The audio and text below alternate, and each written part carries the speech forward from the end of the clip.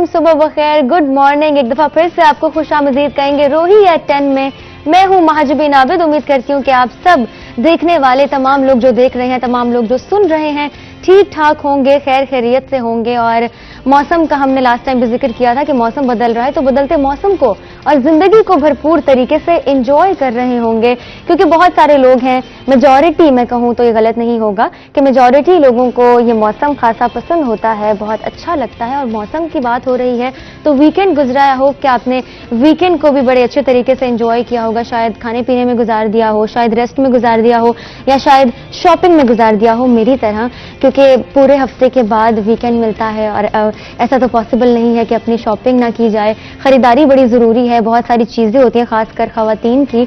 तो वीकेंड मेरा तो काफी अच्छा गुजरा और बाजारों का चक्कर लगाते गुजरा, अपनी अम्मा हुजूर के साथ और उनकी बातें मानते गुजरा, किचन में काम करते गुजरा। और लास्ट टाइम आपसे कमिटमेंट हुई थी कि नाश्ता बड़ा जरूरी है, तो आज मैं बिल्कुल बड़े कॉन्फिडेंस के साथ कह रही हूँ कि मैं नाश्ता करके आई हूँ। और आपको भी रिमाइंडर दे रही हूँ कि नाश्ता नहीं किया तो प्लीज नाश्ता कर लें, बहुत जरूरी है। अपने आप को हेल्दी रखना है, फिट रखना है और दिन भर काम सर अंजाम देने हैं, तो नाश्ता बड़ा जरूरी है। मंडे है आज, बहुत सारे लोगों के लिए बोरिंग सा दिन और उकताहट का बाइस के शिट वीकेंड जो है वो खत्म हो चुका है, मंडे शुरू हो चुका है और वीक शुरू हो गया है। कैसे इसको गुजारना है, नए प्लान्स हैं, नए इरादे हैं। तो मैंने भी बहुत कुछ सोचा हुआ, यकीनन आपने भी बहुत कुछ सोचा होगा। हमारे साथ बहुत ही खूबसूरत से गेस्ट मौजूद हैं और मंडे है, मोटिवेशन हो ये बहुत ज़रूरी है। और मोटिवेशन देने के लिए सेल्फ मोटिवेशन बहुत ज़रूरी है और दूसरों को मोटिवेशन देना भी बहुत ज़रूरी है। तो इसी पर्पज़ के लिए लिए हमारे साथ बहुत ही खूबसूरत सी एक पर्सनालिटी मौजूद हैं। इनको हम ज़रा आपसे इंट्रोड्यूस करवाएंगे और तारुफ करवाएंगे बारी बारी। हमारे साथ पहले तो मौजूद हैं नासिर मारूफ साहब, मशहूर मारूफ, पाकिस्तान सोशल क्लब ओमान के डायरेक्टर हैं और एज ए डायरेक्टर अपनी ड्यूटी सर अंजाम दे रहे हैं। साहिवाल से मुल्तान तशरीफ लाए हैं। पहले तो अस्सलाम वालेकुम, गुड मॉर्निंग, बहुत शुक्रिया कि आपने वक्त दिया है अपनी बहुत ही मसरूफ रूटीन से। कैसे हैं आप? जी अल्हम्दुलिल्लाह, अल्लाह का शुक्र है, मैं ठीक हूँ। सबसे पहले तो आपका शुक्रिया, आपके रोहित चैनल का शुक्रिया, जिनकी बदौलत मैं यहाँ मौजूद हूँ। और उसके अलावा बड़ा अच्छा लग रहा है सुबह सुबह आपके साथ आके। अच्छी बात है कि आपको अच्छा लग रहा है, आपको अच्छा लग रहा है तो हमें भी अच्छा लग रहा है, हमें अच्छा लग रहा है तो यकीनन आप देखने वालों को भी अच्छा लग रहा होगा। एक बहुत ही प्यारी सी पर्सनालिटी का मैं जिक्र कर रही थी अभी, हमारे साथ मौजूद हैं सोशल एक्टिविस्ट कहूँ इनको मैं स्टूडेंट काउंसलर कहूँ, इनको मैं मोटिवेशनल स्पीकर कहूँ, इनको मैं क्या क्या कहूँ, तो आप खुद ही मिल लीजिए। राबिया हुसैन हमारे साथ मौजूद हैं। कैसी हैं आप? बिल्कुल ठीक, आप सुनाएं? मैं बिल्कुल ठीक हूँ। एनर्जी कैसी लग रही है आपको मेरी? एनर्जी आपकी मुझसे ज्यादा लग रही है। आपसे ज्यादा लग रही है, लेकिन अगर आपकी एनर्जी से ज्यादा होगी ना तो मेरी और डबल हो जाएगी। तो आपने जो है वो हंसना खेलना है और हंस हंस के बातें करनी है ताकि आगे जो देख रहे हैं वो भी जरा हंसें, क्योंकि मंडे है, मैं समझ सकती हूँ कि आपके जज्बात क्या हैं। हमारे साथ तीसरे गेस्ट हमारे मौजूद हैं और मैं क्या कहूँ, मैं इनके बारे में क्या कहूँ। यंग द इमर्जिंग टैलेंट और YouTuber, singer, one of the finest guitarist I know, Hamad Khan हमारे साथ मौजूद हैं। हमाद अस्सलाम वालेकुम, कैसे हैं? सलाम, अल्हम्दुलिल्लाह बिल्कुल ठीक। बिल्कुल ठीक है। हाँ जी। सुबह सुबह कैसा लग रहा है? अच्छा लग रहा है। मैंने एक्सपेक्ट नहीं किया था कि मैं भी किसी लाइव शो में बैठूंगा। इससे पहले मेरा भाई छोटा फैसल अकरम जो है वो अंडर 16 जब खेला था तो उसका इंटरव्यू यहाँ हुआ था माशाल्लाह। और अब माशाल्लाह से कल अनाउंस हुआ है कि वो PSL 7 में कराची किंग्स की तरफ से पिक कर लिया गया उसको इमर्जिंग कैटेगरी में। अचीवमेंट, बहुत बड़ी अचीवमेंट। हाँ जी अल्हम्दुलिल्लाह, बहुत खुशी हुई ये जान के। मैं यहाँ बैठा हूँ तो और अच्छा लग रहा है कि मैं भी इंटरव्यू देने आया हूँ आज। मेरे साथ कैसा लग रहा है? अच्छा लग रहा है। देख के कैसा लग रहा है? हमारे सीनियर्स जो हैं वो यहाँ पे बैठ के हमें होस्ट कर रहे हैं एक शो को, तो और ज्यादा एजाज की बात है हमारे लिए। मेरे लिए इट्स एन ऑनर, मेरे लिए ये एजाज की बात है कि आप जूनियर हैं, डिपार्टमेंट में मेरे जूनियर हैं, लेकिन वैसे मेरे से बहुत आगे हैं। नहीं, आप माशाल्लाह एक्सपीरियंस में भी बहुत आगे हैं, स्किल्स में आगे हैं और नाश्ता करके आपकी एनर्जी लग भी रही है कि वाकई देखा जब तक सुबह की चाय ना पी लेना तो फिर काम नहीं बनता। बिल्कुल। तो आप लोग भी चाय के शौकीन हैं कि नहीं? हाँ बिल्कुल, चाय के बगैर तो दिन नहीं गुजरता। क्या बात है। और मैंने जो है वो चाय साथ रखी हुई है, तो हमने ये नहीं बोलना कि हमारी चाय भी हमारे साथ है, आप इसको भी पी सकते हैं। ऐसा ना हो कि आप फॉर्मेलिटी में बैठे रह गए कि मैं भी पीऊं या ना पीऊं। तो आप इजी हो सकता है, बिल्कुल कंफर्टेबल फ्रेंडली इन्वायरमेंट है और होम लाइक इन्वायरमेंट है। और गेस्ट के साथ तो हमारी बातचीत चलती ही रहेगी, बहुत सारी बातें हैं क्योंकि मंडे है, मुझे तो मोटिवेशन की खासी जरूरत है। और अगर मैं नासिर मारूफ साहब की बात करूं तो शायरी का तो वैसे ही मुझे काफी शौक है, अदबी हल्के से जिनका भी ताल्लुक होता है मैं उनसे काफी इम्प्रेस होती हूँ और खासी मेरी उनसे एक अटैचमेंट बिल्डअप हो जाती है। तो ये सिलसिला भी चलेगा, लेकिन उससे पहले हमारा एक बहुत ही खूबसूरत सा सेगमेंट होता है आज नेकी की बात, और देखते हैं कि आज हमारे रिलीजियस स्कॉलर हमें नेकी की कौन सी नई बात बताने जा रहे हैं। तो आइए उस सेगमेंट की जानिब चलते हैं, फिर प्रोग्राम का बाकायदा आगाज करते हैं। वनसल्ली अला रसूलिहिल करीम, अम्मा बाद, वअन अबी हुरैरह रज़ियल्लाहु तआला अन्हु क़ाल क़ाल रसूलुल्लाह सल्लल्लाहु अलैहि वसल्लम मन तमस्सक बिसुन्नती इंद फसादी उम्मती फलहु अजरु मिअति शहीदिन औ कमा क़ाल अलैहि सलातु वस्सलाम। आज का मेरा पैगाम ये है, देखना हर मौके पर रसूल अकरम सल्लल्लाहु अलैहि व आलिहि वसल्लम की सुन्नत पे अमल करना। रसूल अकरम सल्लल्लाहु अलैहि व आलिहि वसल्लम ने इस हदीस में इरशाद फरमाया, जो शख्स मेरी सुन्नत पे अमल करता है उस ज़माने में जिस ज़माने में लोगों ने उस सुन्नत पर अमल करना छोड़ दिया हो, तो इमाम उल अंबिया अलैहिमुस्सलातु वस्सलाम ने फरमाया, इस अमल करने वाले को अल्लाह 100 शहीदों का अजर अता फरमाएंगे, 100 शहीदों का। इसलिए मेरा पैगाम और मैसेज अपने भाइयों के नाम ये है कि देखना हुजूर अकरम सल्लल्लाहु अलैहि व आलिहि वसल्लम की मिटी हुई सुन्नत पर अमल करते रहना। जैसे कि आजकल अपने घर वालों के साथ लोग अच्छे अखलाक से पेश नहीं आते, अपने घर वालों के साथ अच्छे अखलाक से पेश आना, ये भी मेरे नबी की सुन्नत है। अल्लाह मुझे भी आपको भी इस पर अमल करने की तौफीक अता फरमाए। आमीन आमीन। बिल्कुल, बेशक एक नई बात है, लेकिन हम जानते बहुत कुछ है, लेकिन अक्सर ऐसा होता है कि अमल में हम खासे पीछे रह जाते हैं। ये एक ड्रॉबैक है, एक नेगेटिव एलिमेंट है, लेकिन कोशिश की जाए तो क्या नहीं हो सकता। प्रोग्राम शुरू करते हैं और आज का जो शो है बहुत ही मज़े का होने वाला है, क्योंकि हमारे साथ सिंगर भी मौजूद हैं, कंटेंट क्रिएटर कहूँ, यूट्यूबर कहूँ, क्या कहूँ इनको, हमाद खान को। तो हमाद खान हमारे साथ मौजूद हैं, राबिया हुसैन हमारे साथ मौजूद हैं हमें मोटिवेट करने के लिए, और अपनी ज़िंदगी का जो सारा सफ़र है इनका इस सब में जो गुजरा है फील्ड में, और सोशली कितनी एक्टिव हैं, ये सब भी जानना है। और फिर हमारे साथ नासिर मारूफ साहब, मैंने अभी बताया कि खासिर मारूफ पाकिस्तान सोशल क्लब ओमान के डायरेक्टर हैं और साहिवाल से मुल्तान तशरीफ़ लाए हैं। इनसे ज़रा प्रोग्राम की शुरुआत करते हैं बाकायदा। बताइएगा, साहिवाल से मुल्तान, पहले तो बताएं सफ़र कैसा रहा?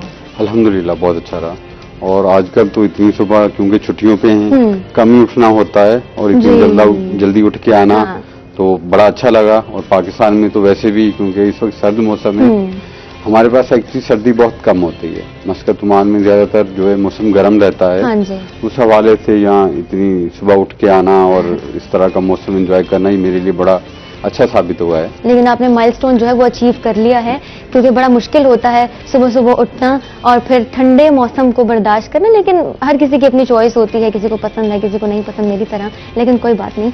तो आप जरा ये मुझे ये बताइएगा कि आपसे जिक्र हो रहा था, आपसे जब बात हो रही थी तो आपने बोला कि 2 बुक्स आपकी। जी बिल्कुल, हाँ, मेरी 2 बुक्स मार्केट में आ चुकी हैं। पहली बुक्स आई थी तेरी आरज़ू रही, क्योंकि ये आप कह रहे हैं कि वो यूनिवर्सिटी का दौर था जब बुक आई थी, उस वक्त कुछ ख्वाहिशें और तरह की होती हैं, मामलात और तरह के होते हैं। हाँ जी, मामलात और तरह के होते हैं। तो अब जाहिर है उसके बाद कुछ सालों के बाद आई थी अपने जख्म मुझे दे दो। ओह, ये उस वक्त आई थी जब मैं एक प्रदेश में था, मैं मस्कत ओमान में था, तो एक जिंदगी में टोटल चेंज आ चुका था। आप एक मतलब आप यूनिवर्सिटी की और स्टूडेंट लाइफ गुजारते हैं और एकदम से आपके अंदर चेंज आता है, चीजें पूरी बदल जाती हैं। तो जो चीजें उस जमाने में चीजों में चेंज आया था पहली दफा, उस वक्त आप ये देखें एक बिल्कुल ऐसा नाम है और दूसरा टोटल चेंज नाम है बुक का, तो आप समझ सकते हैं कि इसके दरमियान कितनी तब्दीलियां आई हुई होंगी। ये बड़ी अच्छी बात है कि आपकी बुक्स भी आई हैं और अब आप पाकिस्तान सोशल क्लब ओमान के डायरेक्टर भी हैं। तो ये सफर कब शुरू हुआ? पाकिस्तान सोशल क्लब, मैं थोड़ा सा इसका पस मंजर में जाऊंगा। किसी भी मुल्क में जो पाकिस्तान की नुमाइंदगी करते हैं वो 2 से 3 या 4 इदारे होते हैं। जिस तरह सिफारत खाना है पाकिस्तान या पाकिस्तान एम्बेसी होती है, इसी तरह अगर वहाँ आपकी कम्युनिटी ज्यादा है लोग ज्यादा हैं तो पाकिस्तानी स्कूल होता है।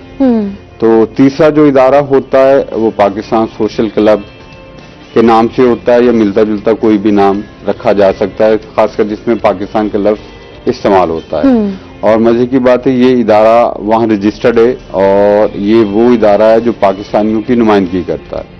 और मेरा इसके साथ जुड़ना, मैं वही क्रेडिट दूंगा अपनी शायरी को। मैं जब इसके साथ जुड़ा था तो मैं इसका, क्योंकि ये जो इदारा है इसके 12 डायरेक्टर होते हैं और उसके बाद नीचे इसके विंग काम करते हैं, उसकी ब्रांची काम करती हैं। जिस तरह मतलब अभी IT विंग है, खवातीन विंग है, लिटरेरी विंग है, या मजलिस शेर अदब कह लें इसे, यूथ है, कल्चर है, इस तरह के नीचे इनकी ब्रांचेज या विंग होते हैं।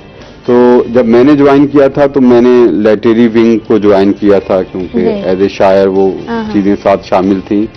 तो वहां से तकरीबन पिछले 10 साल से 12 साल से एक सिलसिला चला आ रहा है क्लब के साथ, किसी न किसी रंग में जुड़े हुए हैं। ज्वाइंट सेक्रेटरी आया, फिर मैं इसका वाइस प्रेसिडेंट बना, फिर मैं इसका विंग का सदर बना, और फिर लोगों ने इस एतमाद किया, मोहब्बत से नवाजा। और कोरोना से पहले मैं इसका डायरेक्टर था, पिछले 2 साल डायरेक्टर रहा, और उसके बाद अभी क्योंकि कोरोना की वजह से कुछ सरगर्मियां मुअत्तल हैं, सस्पेंड हैं, तो इस वजह से अभी कुछ ज्यादा उस पर काम हो नहीं रहा।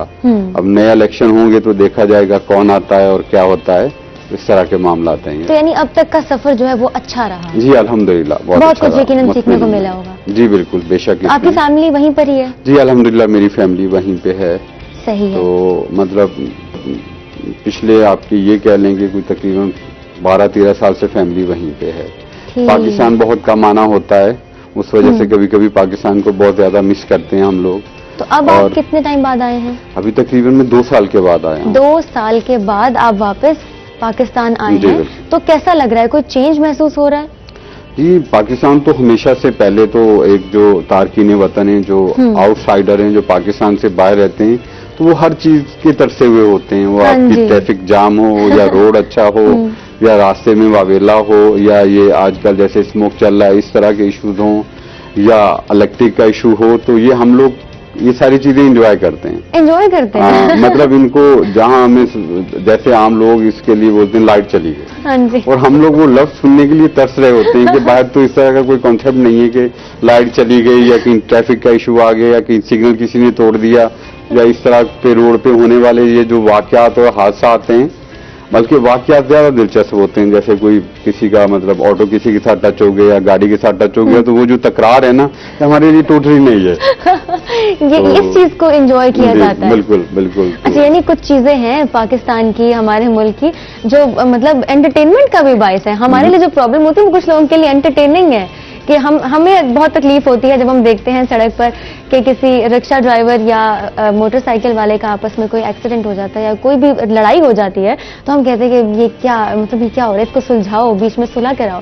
लेकिन कुछ लोग ऐसे होते हैं जो इसको एंजॉय भी कर रहे होते हैं। ये मेरे लिए बड़ी नई बात है। आपकी जानिब हम अभी आते हैं, और जरा शेरो शायरी वाला मूड मेरा तो हमेशा ही रहता है, उसके लिए मुझे कोई एक वक्त दरकार, तो हर वक्त ही तैयार होती हूँ शेरो शायरी के लिए, तो ये हम जरूर अभी वापस आते हैं। लेकिन पहले जो है हम राबिया की जानिब बढ़ते हैं। और राबिया, बताएं जरा, सफर कैसा चल रहा है, जिंदगी का सफर?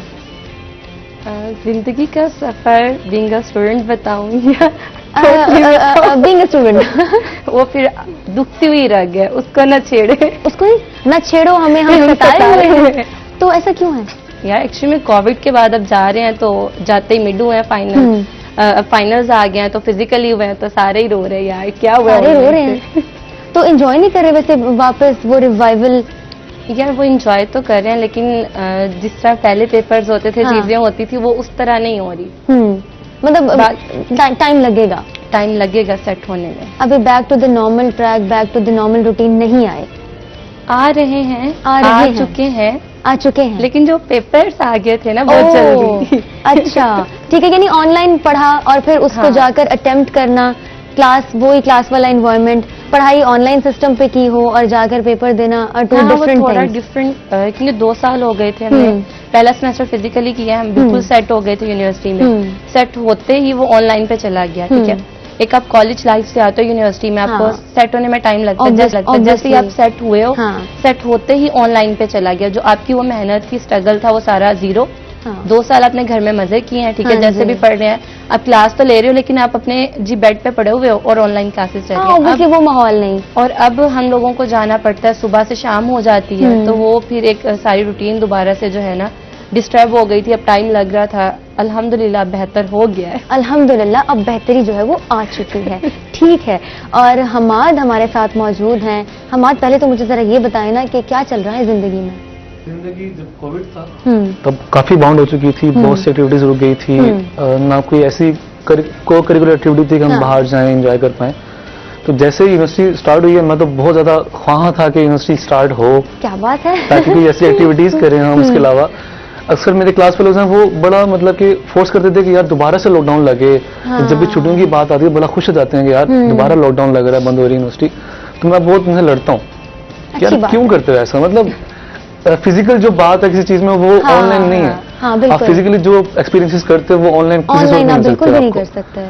और अभी भी जो समर विंटर वेकेशन स्टार्ट होने लगी है, तो मैं अभी भी नहीं चाह रहा कि ये हो।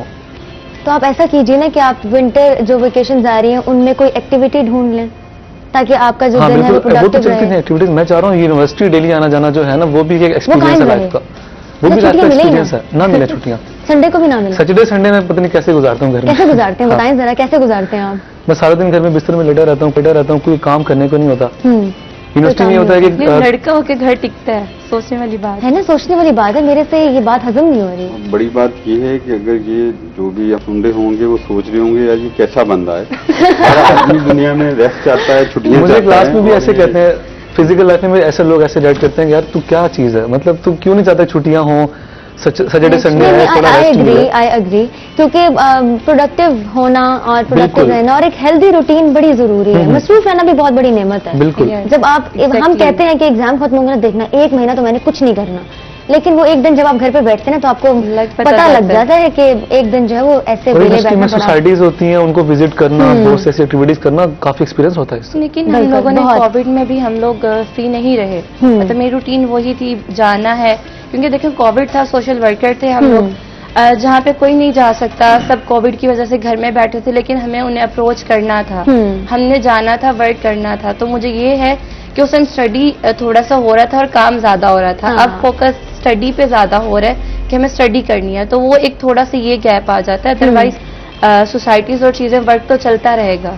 और चलता रहता है। लेकिन मुझे इस बात पे हैरानगी हो रही है कि कह रहे घर में यार एक दिन रहना हो ना, तो मुझे मेरे कजन वगैरह सब कहते हैं घर हो, मैं कह दूं ना हाँ मैं आज घर हूँ, वो कहते हैं कौन सी हम दुआ मांगे, क्या ऐसा हो गया कि तुम घर टिक गई हो। वैसे हमारे अभी तक मैं प्रोसेस नहीं कर पा रही आपकी बात, लेकिन कोई बात नहीं, हम जरा हटते हैं इस चीज से। एक गाना तो कोई जरा हो जाए, गाना मूड जो है वो अच्छा हो जाएगा। लेकिन पहले आप मुझे जरा ये बताएं ना कि आप हमें सुनाएंगे क्या? खरी खरी तो नहीं सुना देंगे ना? नहीं खरी खरी ना सुनाइएगा, हमारे रिस्पेक्टेड सीनियर हैं आप। दिल मेरा जरा छोटा है, अभी ख्याल कीजिएगा। स्टार्ट है तो मैं थोड़ा सा पीसफुल सा सॉन्ग सुनाऊंगा, आतिफ असलम का दिल दी अंगला। पीस जो है ना वो बड़ा जरूरी है। बिल्कुल। और पीस के लिए पीसफुल सा गाना बड़ा जरूरी है।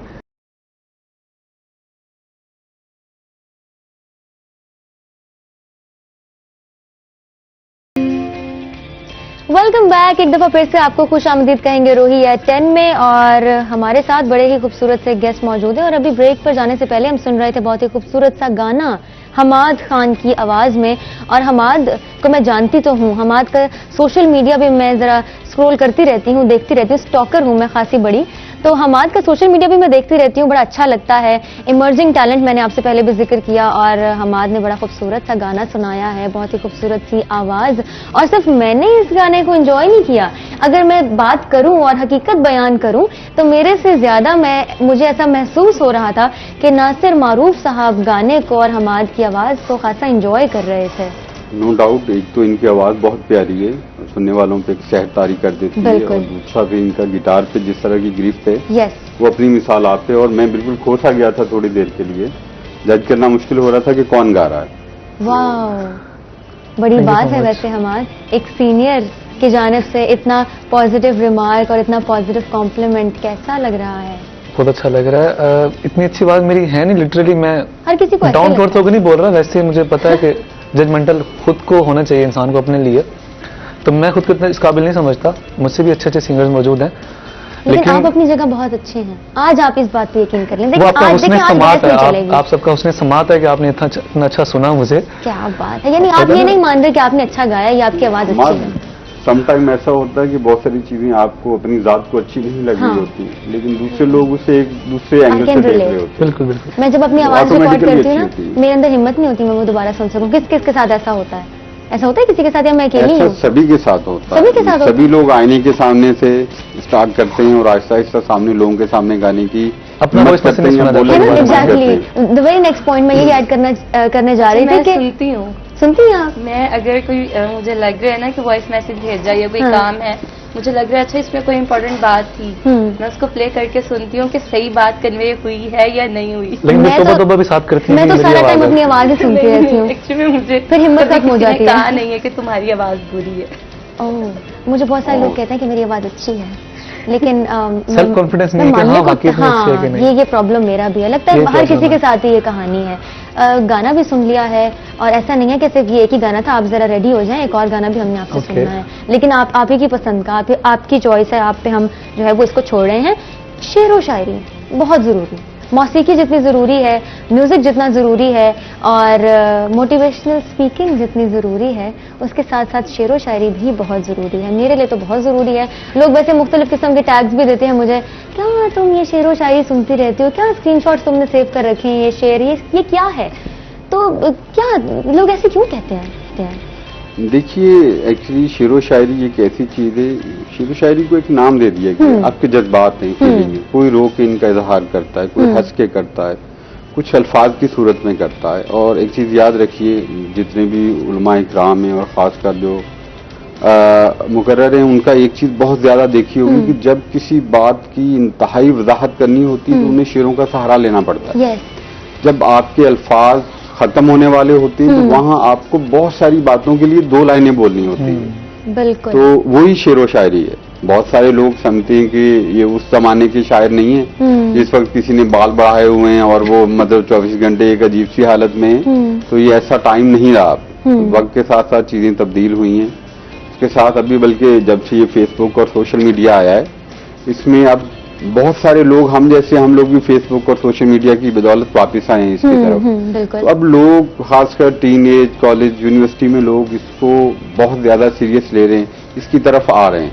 और आजकल जितने मुशायरे और जितने प्रोग्राम यूनिवर्सिटी कॉलेज में होते हैं, इतने बाहर नहीं हो रहे। ये बड़ी बात है। और एक चीज मैं करना चाहूंगा, एक शायरी थी गालिब मिर्जा वाली और मीर तकी मीर वाली। एक शायरी है हमारे जदीद दौर की, जो हर पर्सन खुद से रिलेट कर पाता है कि वाकई नहीं ऐसा है।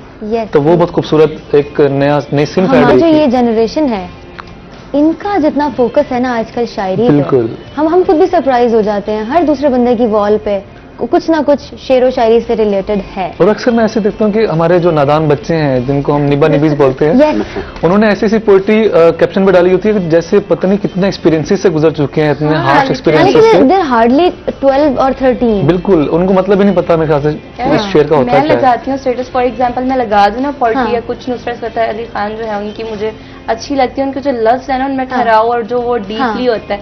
अब मैं लगा दूँ ना, यार क्या हुआ है बताना। Are you okay? मतलब नहीं हो गया, क्या हो गया? तुम तो हंसती रहती हो यार, एकदम से सैड।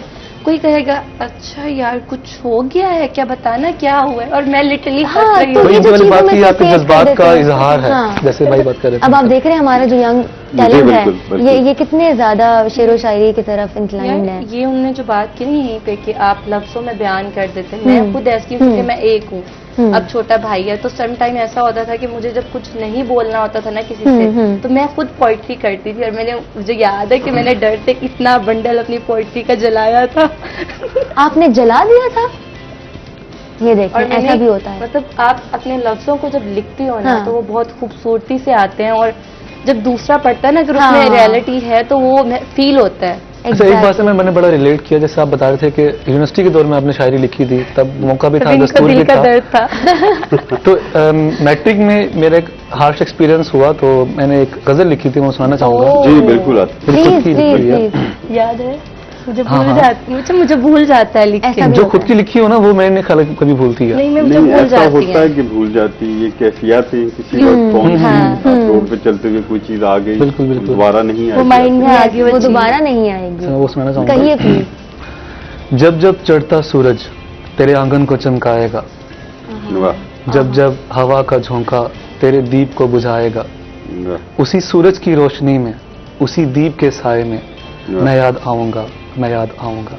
वाह जब जब तेरा कोई अपना बिछड़ेगा तुझसे, जब जब तेरा लहू कोई छीनेगा तुझसे, उसी अपने की जुदाई में, उस लहू की बेवफाई में मैं याद आऊंगा, मैं याद आऊंगा।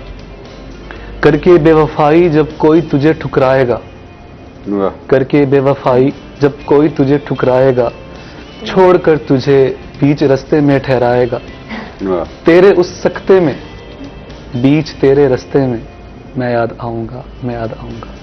वाह और भी अशार हैं मुझे भूले में, रुके मैं जरा खोई हुई हूँ।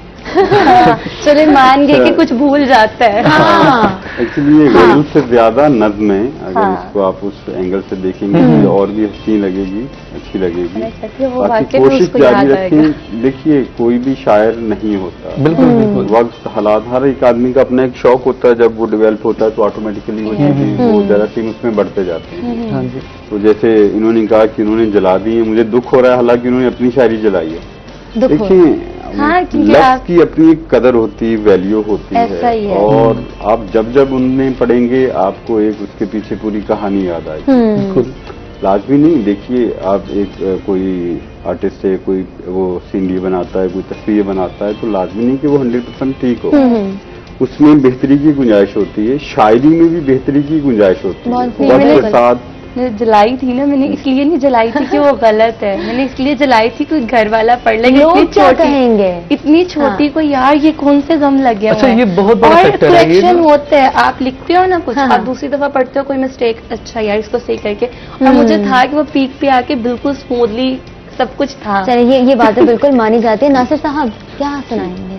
हमने एक गजल, क्योंकि जिस तरह का माहौल चल रहा है तो हाँ जी। गजल के चंद अशार सुनाऊंगा। जी। और गजल कुछ इस तरह से, नजर के आईनों में हैं, नजर के आईनों में हैं, तेरे हम रास्तों में हैं। नजर के आईनों में हैं, तेरे हम रास्तों में हैं। अभी तुम मत बिछड़ जाना, अभी तुम मत बिछड़ जाना, अभी हम राब्तों में हैं। क्या ओ बात, हो क्या बात। बहुत क्या शुक्रिया। नजर के आईनों में हैं, तेरे हम रास्तों में हैं। अभी तुम मत बिछड़ जाना, अभी हम राब्तों में हैं। जरा हाथों को देखो तुम, जरा हाथों को देखो तुम, तेरे हम हाशियों में हैं।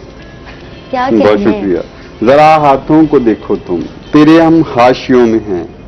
मिसालें वो नहीं मिलती, मिसालें वो नहीं मिलती जो तेरी कुर्बतों में हैं। क्या बात। मिसालें वो नहीं मिलती जो तेरी कुर्बतों में हैं। अगर माने जो दिल की हम, अगर माने जो दिल की हम, तेरी हम धड़कनों में हैं। क्या बात। बहुत शुक्रिया। अगर माने जो दिल की हम, तेरी हम धड़कनों में हैं। खुदा की रहमतें हैं ये, खुदा की रहमतें हैं ये, अभी हम शायरों में हैं। हाय, बहुत शुक्रिया, बहुत क्या शुक्रिया। कहने? खुदा की रहमतें हैं ये, अभी हम में हैं। हमें ठोकर लगी नासिर, हमें ठोकर लगी नासिर, अभी हम चाहतों में हैं। बहुत शुक्रिया। नजर के आईनों में हैं, तेरे हम रास्तों में हैं। क्या बात क्या है, बात क्या है, बात है। हमारा कैसा लग रहा है? बहुत जबरदस्त। दिल का हाल कैसा है? थोड़ा बहक सा गया है लेकिन दिल का हाल माहौल तो कैसा बहुत है? है। अंदर का माहौल ठीक है? अच्छा है। अच्छा है? ये सुनने के बाद ठीक है? थोड़ा संभलना पड़ रहा है लेकिन अच्छा है। संभलना पड़ रहा है। हाँ। ठीक है, हम सब भी है ना जो वो संभलने वाले फेज में हमारा हैं। पूरा कि ये लाइव है, हम्म, ये बोलते हुए भूल गए। नहीं नहीं, नहीं नहीं, इट्स ओके, इट्स ओके, कोई बात नहीं, हाँ। Be at ease. ये उनकी फीलिंग है। हाँ। मेरा ख्याल है कि अगर लाइव हाँ। भी है तो कोई बुराई हाँ, नहीं है। बिल्कुल। कुछ खास भी तो सुन अच्छा, रहे मैं उस होंगे चीज ना से बिलीव नहीं उनके। करता हाँ। कि लोग क्या कहेंगे। बिल्कुल। बहुत अच्छी बिल्कुल बात है। इससे मुबर्रा होकर मैं बात करता हूँ, जब भी करता हूँ ना, कोई भी काम करता हूँ, इस चीज से मुबर्रा होकर। एक बात मेरी हमेशा याद रखिएगा, तुम अपनी करनी कर गुजरो, जो होगा देखा देखा जाएगा। जाएगा। क्या बात है, बिल्कुल। मेरी क्या बात है। अच्छा, राबिया की जानिब हम बढ़ते हैं। मोटिवेशनल स्पीकिंग, जी, स्टूडेंट काउंसलिंग, सोशल एक्टिविस्ट, क्या क्या हैं आप, कैसे मैनेज करती हैं? यार देखें, जब आपको शौक हो ना, आपके अंदर एक पैशन हो, आपको पता हो कि मैंने करना ही ये है, तो फिर सब कुछ मैनेज हो जाता है।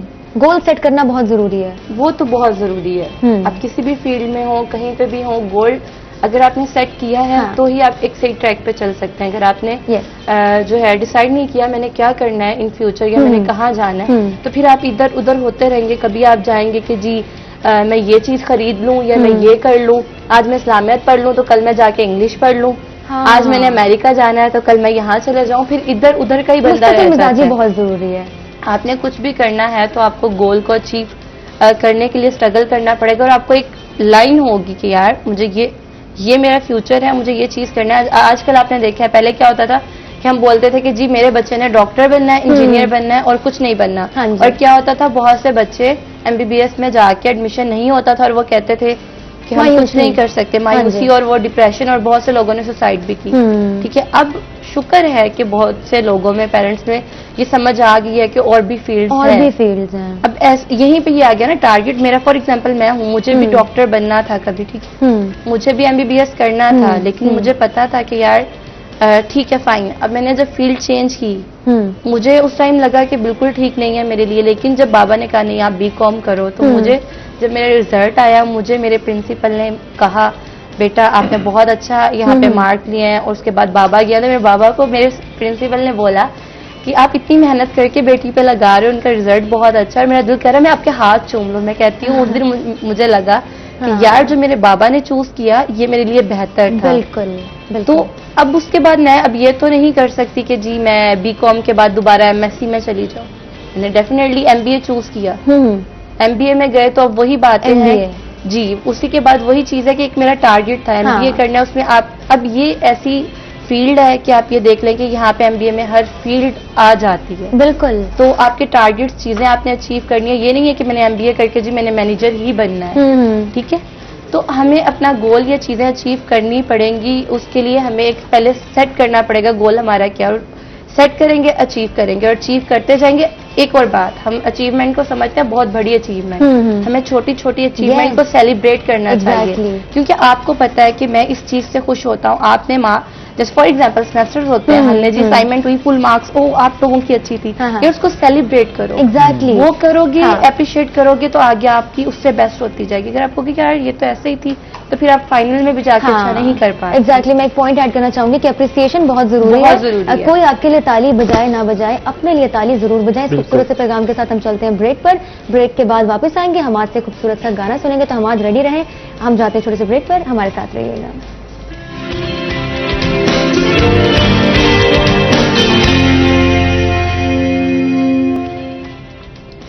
वेलकम बैक जी, रोही एट 10 में खुश आमदीद। और उम्मीद करती हूँ कि आप इस सेगमेंट को एंजॉय कर रहे होंगे मेरे साथ, और हमारे जो मेहमान हमारे साथ स्टूडियो में मौजूद हैं उनके साथ। गाना भी सुनना है, बात भी करनी है, टाइम शॉर्ट होता है और बातें इतनी सारी होती हैं, इतने सारे सवाल होते हैं मेरे जहन में, लेकिन वक्त कम होता है। ये एक बड़ा जो है ना ये उदासी वाली बात है। वापस शेर व शायरी की तरफ आते हैं क्योंकि उदासी आ गई है जहन में, लेकिन हमें इस कॉन्सेप्ट को खत्म करना होगा कि जरूरी नहीं है कि जो शेर व शायरी से मुंसलिक हो या जिसको शेर व शायरी करना पसंद हो या सुनना पसंद हो, जरूरी नहीं है कि वो एक दुखी आत्मा हो, जरूरी नहीं है कि वो एक उदास सी शख्सियत हो। क्या कहेंगे आप इस हवाले से? जी आप बिल्कुल बजा फरमा रही हैं। बिल्कुल बजा फरमा रही हैं। शायरी के लिए हम लोगों ने एक वो सोच रखा है कि जो लोग दुखी होंगे, खासकर जो हमारे टीनेज या कॉलेज वाले, जो मतलब दिल टूटे हुए लोग हैं, वो लोग इन चीजों को वो बहुत ज्यादा समझते हैं कि बस शायरी उन्हीं के लिए। हालांकि शायरी का एक अपना मिजाज है, वो हर तरह के लोगों के लिए, हर शख्स के लिए, हर उस शख्स के लिए जो दिल रखता है। हाँ जी। आप इसको यहाँ इस तरह कहेंगे तो ज्यादा बेहतर है। तो शायरी हर दौर में हुई है और उसका अपना रंग है। अब बात ये कि सामने वाला किस रंग में रंगता है ये उस पर डिपेंड करता है। बारिश तो सबके लिए एक जैसी होती है, दरख्त हो, पौधा हो, बीज हो, कुछ भी हो, लेकिन कौन सा बंदा किस रंग में रंगता है ये उसका अपना मिजाज है। मेरा ख्याल इससे ज्यादा मैं इसकी वजाहत नहीं कर पाऊंगा। बिल्कुल, आपने जितनी वजाहत की है ना, ये हमें बिल्कुल समझ आ गई है। अब मतलब अल्फाज का चुनाव इतना खूबसूरत है तो सब समझ आ जाता है। क्या मैं गजल से चंद अशआर सुनाऊंगा। एक्चुअली ये सारा नया कलाम है और मौजूद था इसके प्रोग्राम के लिए, क्योंकि ज्यादा बहुत डीप और वो बहुत ज्यादा जिसको लोग कहते हैं गाढ़े गाढ़े अल्फाज वाली शायरी की तरफ मैं जा नहीं रहा। हल्का फुल्का जैसा मिजाज है वैसी शायरी है गजल और आपकी नजर करूंगा। फकत बात दिल की सुनाई थी तुमको, फकत बात दिल की सुनाई थी तुमको, तुम्हारी शिकायत लगाई थी तुमको, फकत बात दिल की सुनाई थी तुमको, तुम्हारी शिकायत लगाई थी तुमको। जमाना हमें दोष देता है क्यों कर, जमाना हमें दोष देता है क्यों कर, यही बात हमने बताई थी तुमको। क्या बात। बहुत शुक्रिया। जमाना हमें दोष देता है क्यों कर, यही बात हमने बताई थी तुमको। मोहब्बत का झांसा था सब खेल तेरा, मोहब्बत का झांसा था सब खेल तेरा, जो गुजरी थी दिल पर सुनाई थी तुमको। क्या बात। बहुत शुक्रिया। तेरी दस्त रस में न आऊंगा यारा, तेरी दस्त रस में न आऊंगा यारा, यही बात मैंने रटाई थी तुमको। क्या बात, क्या कहने। बहुत शुक्रिया, बहुत शुक्रिया। तेरी दस्त रस में न आऊंगा यारा, यही बात मैंने रटाई थी तुमको। न तुमसे हुई पार नजरों की दहलीज, न तुमसे हुई पार नजरों की दहलीज, मिली दिल तलक भी रसाई थी तुमको। क्या। बहुत शुक्रिया, बहुत शुक्रिया।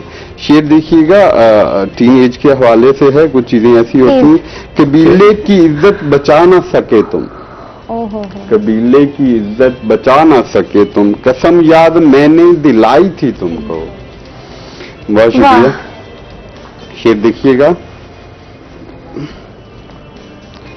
आखिरी शेर, तू जिस बात पर है ना नासिर से नाला, तू जिस बात पर है ना नासिर से नाला, कभी ये अदा उसकी भाई थी तुमको। क्या कहने। बहुत क्या शुक्रिया। कहने। तू जिस बात पर है ना नासिर से नाला, कभी ये अदा उसकी भाई थी तुमको। फकत बात दिल की सुनाई थी तुमको, तुम्हारी शिकायत लगाई थी तुमको। क्या बात है। एक तो अशार इतने खूबसूरत पढ़ रहे हैं, फिर इनका जो बोलने का अंदाज अदायगी, की आवाज इतनी डीप है कि वो दिल में उतर जाती है। बहुत अच्छा लगा, मुझे तो बहुत अच्छा लगा है ये सुन के। यस, देख रहे हैं आप नौजवानों को कितनी समझ है। ये आप भी नौजवानी हैं, वैसे नौजवानों को कितनी समझ है। ओके, मैं भी एक्सेप्ट कर, नौजवानों को बड़ी समझ है। वैसे इतना मेरा, मैं बहुत ज्यादा वो नहीं हूँ, मतलब इतना मेरे खुद सारे ये वसीशा और सारे मेरे सीनियर्स में आते हैं, मतलब ये सारे शोरा जो आजकल वो आप कहना चाह रहे हैं कि आप भी नौजवान कर रहे हैं। नहीं, नौजवान में नहीं है, लेकिन सीनियर का अपना एक मुकाम है। हाँ जी, बिल्कुल बिल्कुल, तो फिर हम लोग इसमें तो कोई शक उनकी नहीं। वो नहीं कर सकते। बिल्कुल। राबिया, एंजॉय तो आप कर रही थी, और आपकी जो क्यूट सी स्माइल है ना, ये स्माइल देख के मैं ऑटोमेटिकली मैं भी स्माइल कर रही थी। क्या ये जो आप जब मोटिवेशनल स्पीकिंग की तरफ आती हैं या पब्लिक से आप मुखातब होती हैं, तो कैसा अंदाज होता है तब राबिया कौन होती हैं? यार अगर मैं अपना बोलूँ ना, तो राबिया हर जगह मुख्तलिफ है। मुख्तलिफ है, हर जगह मुख्तलिफ है। क्लास में राबिया कुछ और है, ठीक है, प्रोफेशन में क्योंकि हमें सिखाया ही ये जाता है, आपकी पर्सनल लाइफ अलहदा, प्रोफेशनल अलहदा, फ्रेंड्स अलहदा, ईच एंड एवरीथिंग की एक आप सेगमेंट कर दो। Yes, this is very important. तो अब मैं अपने क्लोज फ्रेंड्स के साथ होंगी तो मैं उनके साथ तो ऐसे होंगी कि यार मतलब कुछ भी, इधर से थप्पड़ आ रहा है, इधर से चल रहा है कुछ, दिस इज गुड, ठीक है। और अगर मैं आप कह लें कि कहीं आप जाते हैं अपने प्रोफेशन के लिहाज से, तो वो ठहराओ, वो एक जो है, फिर आप उस लिहाज से ढल जाते हो। आप जिस चीज पे बात करते हैं, तो लोग अक्सर ये हो जाते हैं कि राबिया तुम ये भी हो। किसी ने मुझे गुस्से में देखा है, और जो मेरा गुस्सा देखता है वो फिर कहता है हम दूर अच्छे। अल्लाह ना करे कि हमें कभी देखना पड़ जाए और ना हम नौबत कभी लाएं। और वही लोग अगर मुझे हंसता देख लें, यार तू तो जोकर है।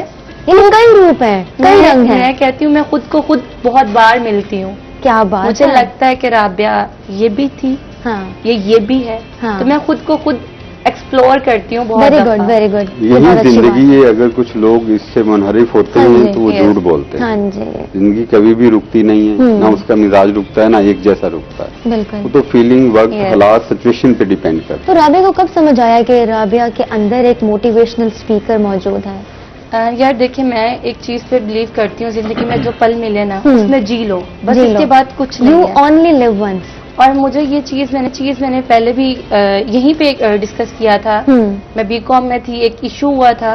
उस दिन मुझे महसूस हुआ कि राबिया सिर्फ राबिया नहीं है, राबिया के साथ हुसैन भी है।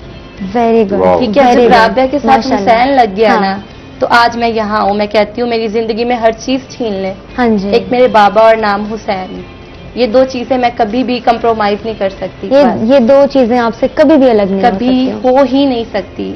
आज ये राबिया जो भी है ना, मुझे लोग कहते हैं तुम्हारे पीछे पावर है, तुम्हें कोई सपोर्ट करता है या कुछ है। मैं कहती हूँ मुझे यकीन अल्लाह पे और मोहब्बत हुसैन से है। माशाल्लाह, क्या क्या बात है वैसे। बस वो एक चीज है और बेबाक कुछ भी है। मुझे क्योंकि मेरे दोस्त जो मेरे अच्छे दोस्त हैं वो जानते हैं कि मैं झूठ नहीं बोलती। मैं अपनी गलती को सबके सामने मैं कहती हूँ कि मेरी गलती है ना, मैं रोड पे खड़े होकर तस्लीम करूंगी मेरी गलती है, लेकिन अगर मेरी गलती नहीं है हिम्मत वाला तो कुछ भी हो जाए राबिया झुक नहीं सकती, क्योंकि हुसैन कभी झुके नहीं थे। क्या बात है, क्या बात है। बस ये बहुत चीज है जो यहाँ तक मुझे मेरी मोटिवेशन इमाम हुसैन है, बाकी तो सब कुछ है ना। ये राबिया यहाँ बैठी है, कुछ बोलती है करती है, तो उनकी मोहब्बत और उनकी निस्बत है। क्या बात है। प्रोग्राम के इस हिस्से में और प्रोग्राम के इस हिस्से की एंडिंग पे राबिया ने क्या मोटिवेशन सब में फैला दी है, और ऐसे जैसे खूबसूरत, मैं तो I am out of words right now, मतलब बहुत खूबसूरत। हमाद, गाना हो जाए? जरूर। काफी देर से आप ऐसे बैठे हुए हैं, लेकिन गाना जरा आप सोचें। और हमारे पास जो है face fresh gold beauty cream की जानिब से राबिया हुसैन के लिए खूबसूरत सा गिफ्ट हैम्पर है, लीजिए, रिसीव कीजिए। और आपको ऐसा लग रहा होगा ना कि जी आप खाली जाने वाली हैं, ऐसा कुछ नहीं। लड़कियों को मैं अच्छे तरीके से समझ सकती हूँ। तो हमाद खान, क्या होने जा रहा है? आप बैठे हैं बालन पे मेरी, हो जाए, जरूर हो जाए। खूब, बहुत खूब हमाद। ये कैसे, इतना सब कुछ कैसे? बहुत अच्छा लगा। शौक स्टार्ट से था सिंगिंग का, अभी भी शौक ही है। थोड़ा सा अच्छा गा लेता हूँ और साथ में गिटार ऐड हो जाता है तो Hamad, now stop underestimating yourself, you can do a lot.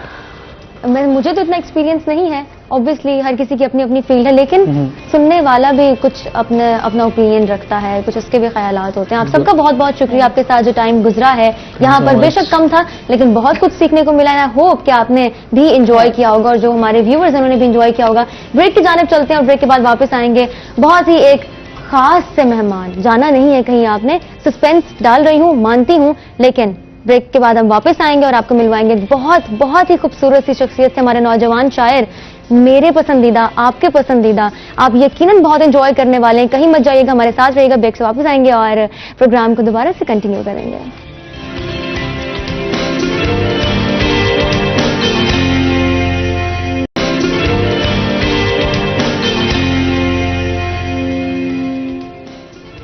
Welcome back जी, एक दफा फिर से आपको खुशामदीद कहते हैं रोही एट 10 में। और अब तक का जो हमारा शो था, जो एनर्जी थी, वो अभी भी बरकरार है। हमारे साथ इस वक्त बहुत ही खास से मेहमान मौजूद हैं, हमारे अपने इदारे का हिस्सा, सीनियर हैं, बहुत कुछ सीखते हैं हम अपने इर्द गिर्द लोगों से। मैं कहती हूँ कि राह चलते इंसान से इंसान बहुत कुछ सीखता है, तो फिर ये तो हमारे अपने इदारे का हिस्सा है और एक बहुत अहम हिस्सा है। Doctor Amjad Bukhari sahab, editor Rohi, it's an honour to have you on the show. बहुत अच्छा लग रहा है कि आप यहाँ पर मेरे साथ मौजूद हैं और बहुत सारी चीज़ें हैं जो मैंने आपसे जाननी है, बहुत सारी चीज़ें जो मैंने आपसे सीखनी, यकीनन देखने वाले भी जानना चाहते हैं कि क्या हैं आप, कैसे हैं आप और ज़िंदगी कैसी चल रही है। जी बहुत शुक्रिया। मैं तवील अरसे से जर्नलिज्म से वाबस्ता हूँ और कोई तकरीबन 30 साल गुजारे हैं इस प्रोफेशन में। तो इसके साथ साथ जो है तालीम के सिलसिले को भी जारी रखा और मैंने पीएचडी की है। पीएचडी करने के बाद जो है मुश्किल होता है कि आप इस प्रोफेशन में रहें, क्योंकि चॉइसेस बढ़ जाती हैं। लेकिन मैंने इस शोबे में बरकरार रखा अपने काम को और मैंने एमफिल किया तो वो WTO के पाकिस्तान पर असरात, उनका जायजा लिया था। और जो मेरा पीएचडी का रिसर्च का टॉपिक था वो मैंने यहाँ पर जो है जेंडर डिस्क्रिमिनेशन जो है पाकिस्तान में, जेंडर डिस्क्रिमिनेशन इन पाकिस्तान, इस पर काम किया, क्योंकि ये इस वक्त पूरी दुनिया का अहम मामला है, लेकिन पाकिस्तान में तो खासतौर पे आपको पता है कि यहाँ जेंडर डिस्क्रिमिनेशन हर शोबे में बहुत ज्यादा है, तो इस पर काम किया मैंने। तो आप क्या समझते हैं कि जेंडर डिस्क्रिमिनेशन, जब आपने इस पर पीएचडी की तो वुमेन की कितनी रिप्रेजेंटेशन थी, खवातीन की? जी जी। अच्छा, इससे पहले जो है पूरी दुनिया में बात होती थी तो ये अमूमन जिक्र होता था कि खवातीन के हकूक की बात की जाए, क्योंकि खवातीन जो है वो बहुत पीछे रह गई हैं। तो दुनिया में ये कंसेप्ट बदला। कैसे बदला कि दुनिया ने महसूस किया कि जो मार्जिनलाइज्ड ग्रुप हैं, ऐसे शोबे, ऐसे जिंदगी के लोग जो पीछे रह गए हैं, उनको भी जिंदगी की दौड़ में साथ लेकर चलना चाहिए। अच्छा, उसमें जरूरी नहीं है कि किसी जगह पर खवातीन ही पीछे हों, किसी जगह मर्द भी पीछे हो सकते हैं। अच्छा, फिर हमारे जो ट्रांसजेंडर्स हैं वो बड़े पीछे हैं। तो जो जो जिंदगी के शोबों में लोग पीछे रह गए, कोशिश ये की गई कि उनको साथ लेके चला जाए। इसलिए इसको फिर फेमिनिज्म की तहरीक की बजाय इसको जेंडर डिस्क्रिमिनेशन का नाम दे दिया गया कि सारे जेंडर्स जो पीछे रह गए हों उनको हमने साथ लेके चलना है। अच्छा, अब पाकिस्तान में देखें तो पाकिस्तान में मार्जिनलाइज ग्रुप जिनको हम बात करें कि भी जो पीछे रह गए, उसमें खवातीन भी हैं, उसमें ट्रांसजेंडर्स भी हैं, बिल्कुल। इवन उसमें हमारे अगर हम मार्जिनलाइज ग्रुप की बात करें तो बच्चे भी जो है वो अपने हकूक से उनको नहीं मिल रहे और वो पीछे हैं। खवातीन के हवाले से हम बात करते हैं ना, तो जिस खिते में हम बैठे हुए हैं जनूब पंजाब में खास तौर पे खवातीन जो है वो इसलिए भी पीछे हैं कि उनको विरासत के हकूक नहीं मिलते। हम कोशिश करते हैं कि ऐसे हालात पैदा करते हैं कि उनसे जो उनके राइट्स हैं वो छीन लिए जाते हैं।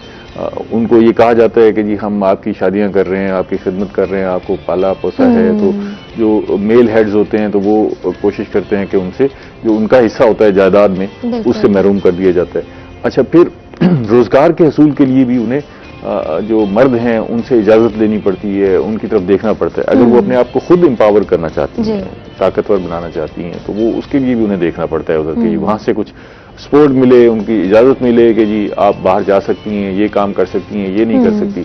दीन के मामलात में भी उन्हें इजाजत चाहिए होती है कि वो किस तरह अपनी जाती जिंदगी गुजारें, उसमें अपने दीन को किस तरह अप्लाई करें। हालांकि आपने देखा होगा कि हमारे यहाँ घरों में आप देखें ना तो खवातीन आपको ज्यादा नमाजी नजर आएंगी, खवातीन ज्यादा परहेजगार नजर आएंगी, दीन पर ज्यादा अमल करती हुई नजर आएंगी। लेकिन उसके बावजूद जो है वो दीन के मामलात पर आगाही के लिए उन्हें मर्दों की तरफ देखना पड़ता है, मर्दों की तरफ। तो ये भी एक पहलू है। इसके साथ साथ जो है हम अपनी अगर जो हमारी पॉलिटिकल लाइफ है इस खिते की देख लें, पूरे पाकिस्तान की देख लें, तो आपको खवातीन जो है इस सियासी जिंदगी में बड़ी पीछे नजर आएंगी। उसकी वजह क्या है? उसकी वजह भी यही है कि उन्हें सियासत में आने के लिए भी मर्दों से इजाजत की जरूरत है। अच्छा, अब हमने वैसे तो आप ये देखें कि हमारे यहाँ खवातीन और मर्दों के दरमियान जो आबादी का तनासुब है वो तकरीबन आधा आधा है। बिल्कुल, आधी खवातीन है, आधे मर्द हैं। अच्छा, एक और मिसकंसेप्ट ये है कि हम अमूमी तौर पर डिस्कस करते हैं, हम ये कहते हैं कि हमारे यहाँ खवातीन की तादाद जो है वो 51% है, 52% है। लेकिन पाकिस्तान का सारा सरकारी डाटा, अदादुशुमार, हमारी मर्दमशुमारी ये बताती है कि पाकिस्तान में खवातीन की तादाद मर्दों से कम है। ये एक डिफरेंट सी बात है ना। हम ये समझते हैं कि नहीं खवातीन ज्यादा हैं, लेकिन पाकिस्तान में खवातीन की तादाद मर्दों से कम है। अच्छा, चलें इसको बराबर भी हम तसव्वुर कर लें, तो अगर ये बराबर है तो फिर आबादी के तनासब से हमें जो रिसोर्सेज हैं उनमें भी बराबर हिस्सा मिलना चाहिए। बिल्कुल, ठीक है ना। मतलब ऐसा तो होना चाहिए ना कि पार्लियामेंट में हमें और कुछ नहीं तो 40-50% खवातीन नजर आनी चाहिए, ठीक है। लेकिन ऐसा नहीं होता, और फिर हमने इस कमी को पूरा करने के लिए कुछ मखसूस सीटें मुख्तस की ताकि खवातीन असम्बली में नजर आएं। लेकिन जनरल सीटों पर आज भी आप देख लें कि जहां भी इलेक्शन हो रहे होंगे तो वहां मर्दों का ही मुकाबला हो रहा होगा। ऐसा ही है। जनरल सीट पर आपको खवातीन बड़ी कम नजर आएंगी। लेकिन ये इस सारे मुश्किल सूरत हाल के बावजूद भी हमारे यहाँ कुछ खवातीन ऐसी हैं जिन्होंने बड़ी जद्दोजहद की है, सियासी जिंदगी में बड़ी जद्दोजहद की है। बेनजीर भुट्टो हमारे सामने बेशुमार एग्जाम्पल, ठीक है ना जी। वो 2 टाइम प्राइम मिनिस्टर, उन्होंने न सिर्फ पाकिस्तान की खवातीन के लिए एक मिसाल बनाई बल्कि पूरी दुनिया के लोगों के लिए, ठीक है। बेगम आबदा हुसैन है और भी बहुत सारी खवातीन हैं जिन्होंने सियासी जदोजहद की। लेकिन उन सबके पीछे एक सियासी लेगेसी नजर आती है, विरसा है जिसकी बुनियाद पर वो आगे आई है। आम खातून के लिए बड़ा मुश्किल है आगे आना ना इस सारे सेटअप में, इस सियासी सेटअप में। एक खातून जिसके पीछे सियासी बैकग्राउंड नहीं है, पॉलिटिकल बैकग्राउंड नहीं है, वो खुद ये कोशिश करती है कि जद्दोजहद करके आगे आए, तो उसके लिए बड़े मसाइल, बहुत सारे हर्डल्स आते हैं, बड़ी मुश्किलात है। तो ये सियासी जिंदगी में, माशी जिंदगी में और घरेलू जिंदगी में खवातीन को मुश्किलात का सामना है। अब इसको 5 से ज़रब दे दें तो वो हमारे ट्रांसजेंडर जो है वो इन मुश्किलात से गुजर रहे हैं। तो ये ऐसे सारे मामलात हैं जिसमें अक़वाम मुत्तहिदा की भी कोशिश है और उसके साथ साथ फिर पाकिस्तान, क्योंकि अक़वाम मुत्तहिदा के चार्टर का सिग्नेटरी है, बहुत सारे ऐसे मुआहदे हैं जिन पर पाकिस्तान ने दस्तखत कर रखे हैं।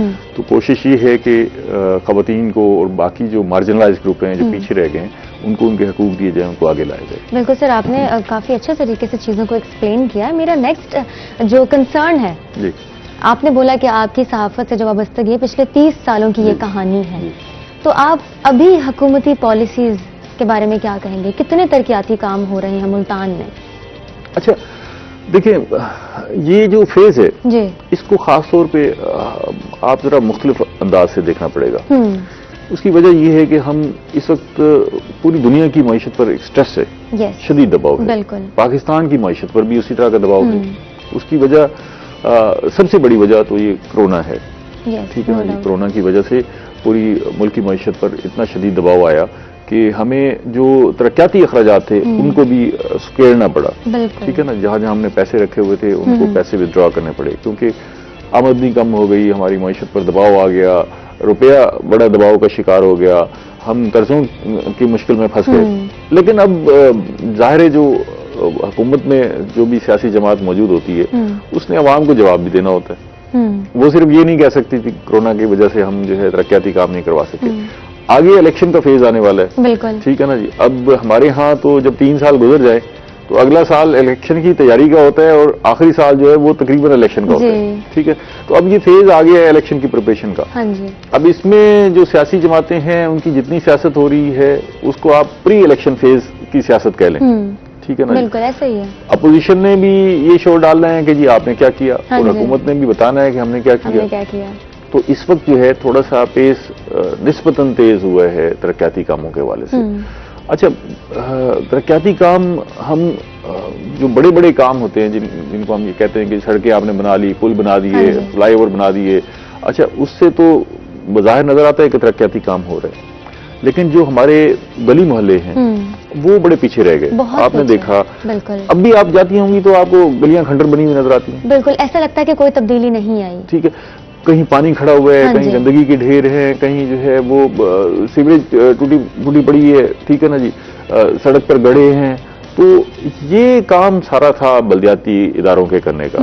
अफसोसनाक पहलू ये हुआ कि हमने अपने बल्दियाती इदारों को बहुत पीछे धकेल दिया। उनके यहाँ जो हमारे बल्दियाती इदारे मौजूद थे उनको हमने खत्म कर दिया, नए इलेक्शन करवाए नहीं। ये छोटे छोटे काम सारे उनके करवाने के थे। अब मौजूदा हुकूमत ने जो टारगेट अपने सेट किए कि वो इन 5 सालों में तब्दीली लेके आएंगे, तो वो इतने बड़े टारगेट थे कि शायद वो उनके लिए अचीवेबल भी नहीं थे।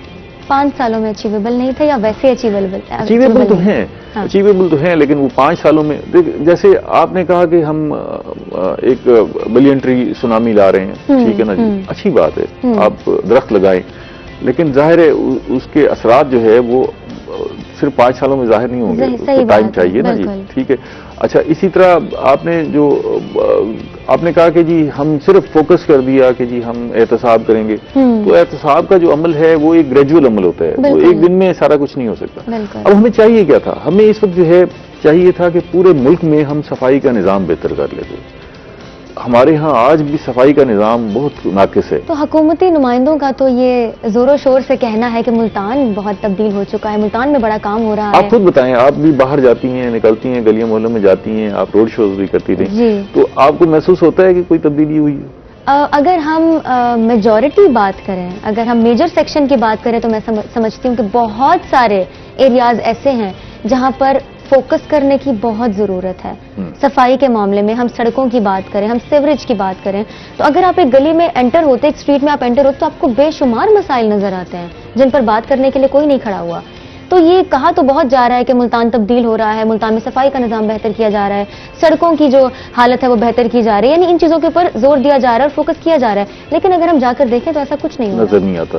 यही वजह है कि लोग भी जो है मुतमईन नहीं है, हुकूमती कारकर्दगी से मुतमईन नहीं है और सवालात उठा रहे हैं। देखें, आप एक कच्ची जगह हो, कच्चा मकान हो, कोई पुरानी हवेली हो, लेकिन अगर आप वहां सिर्फ सफाई का निजाम बेहतर कर दें तो वो बड़ी चमकने लग जाती है, मंजर ही बदल जाता है।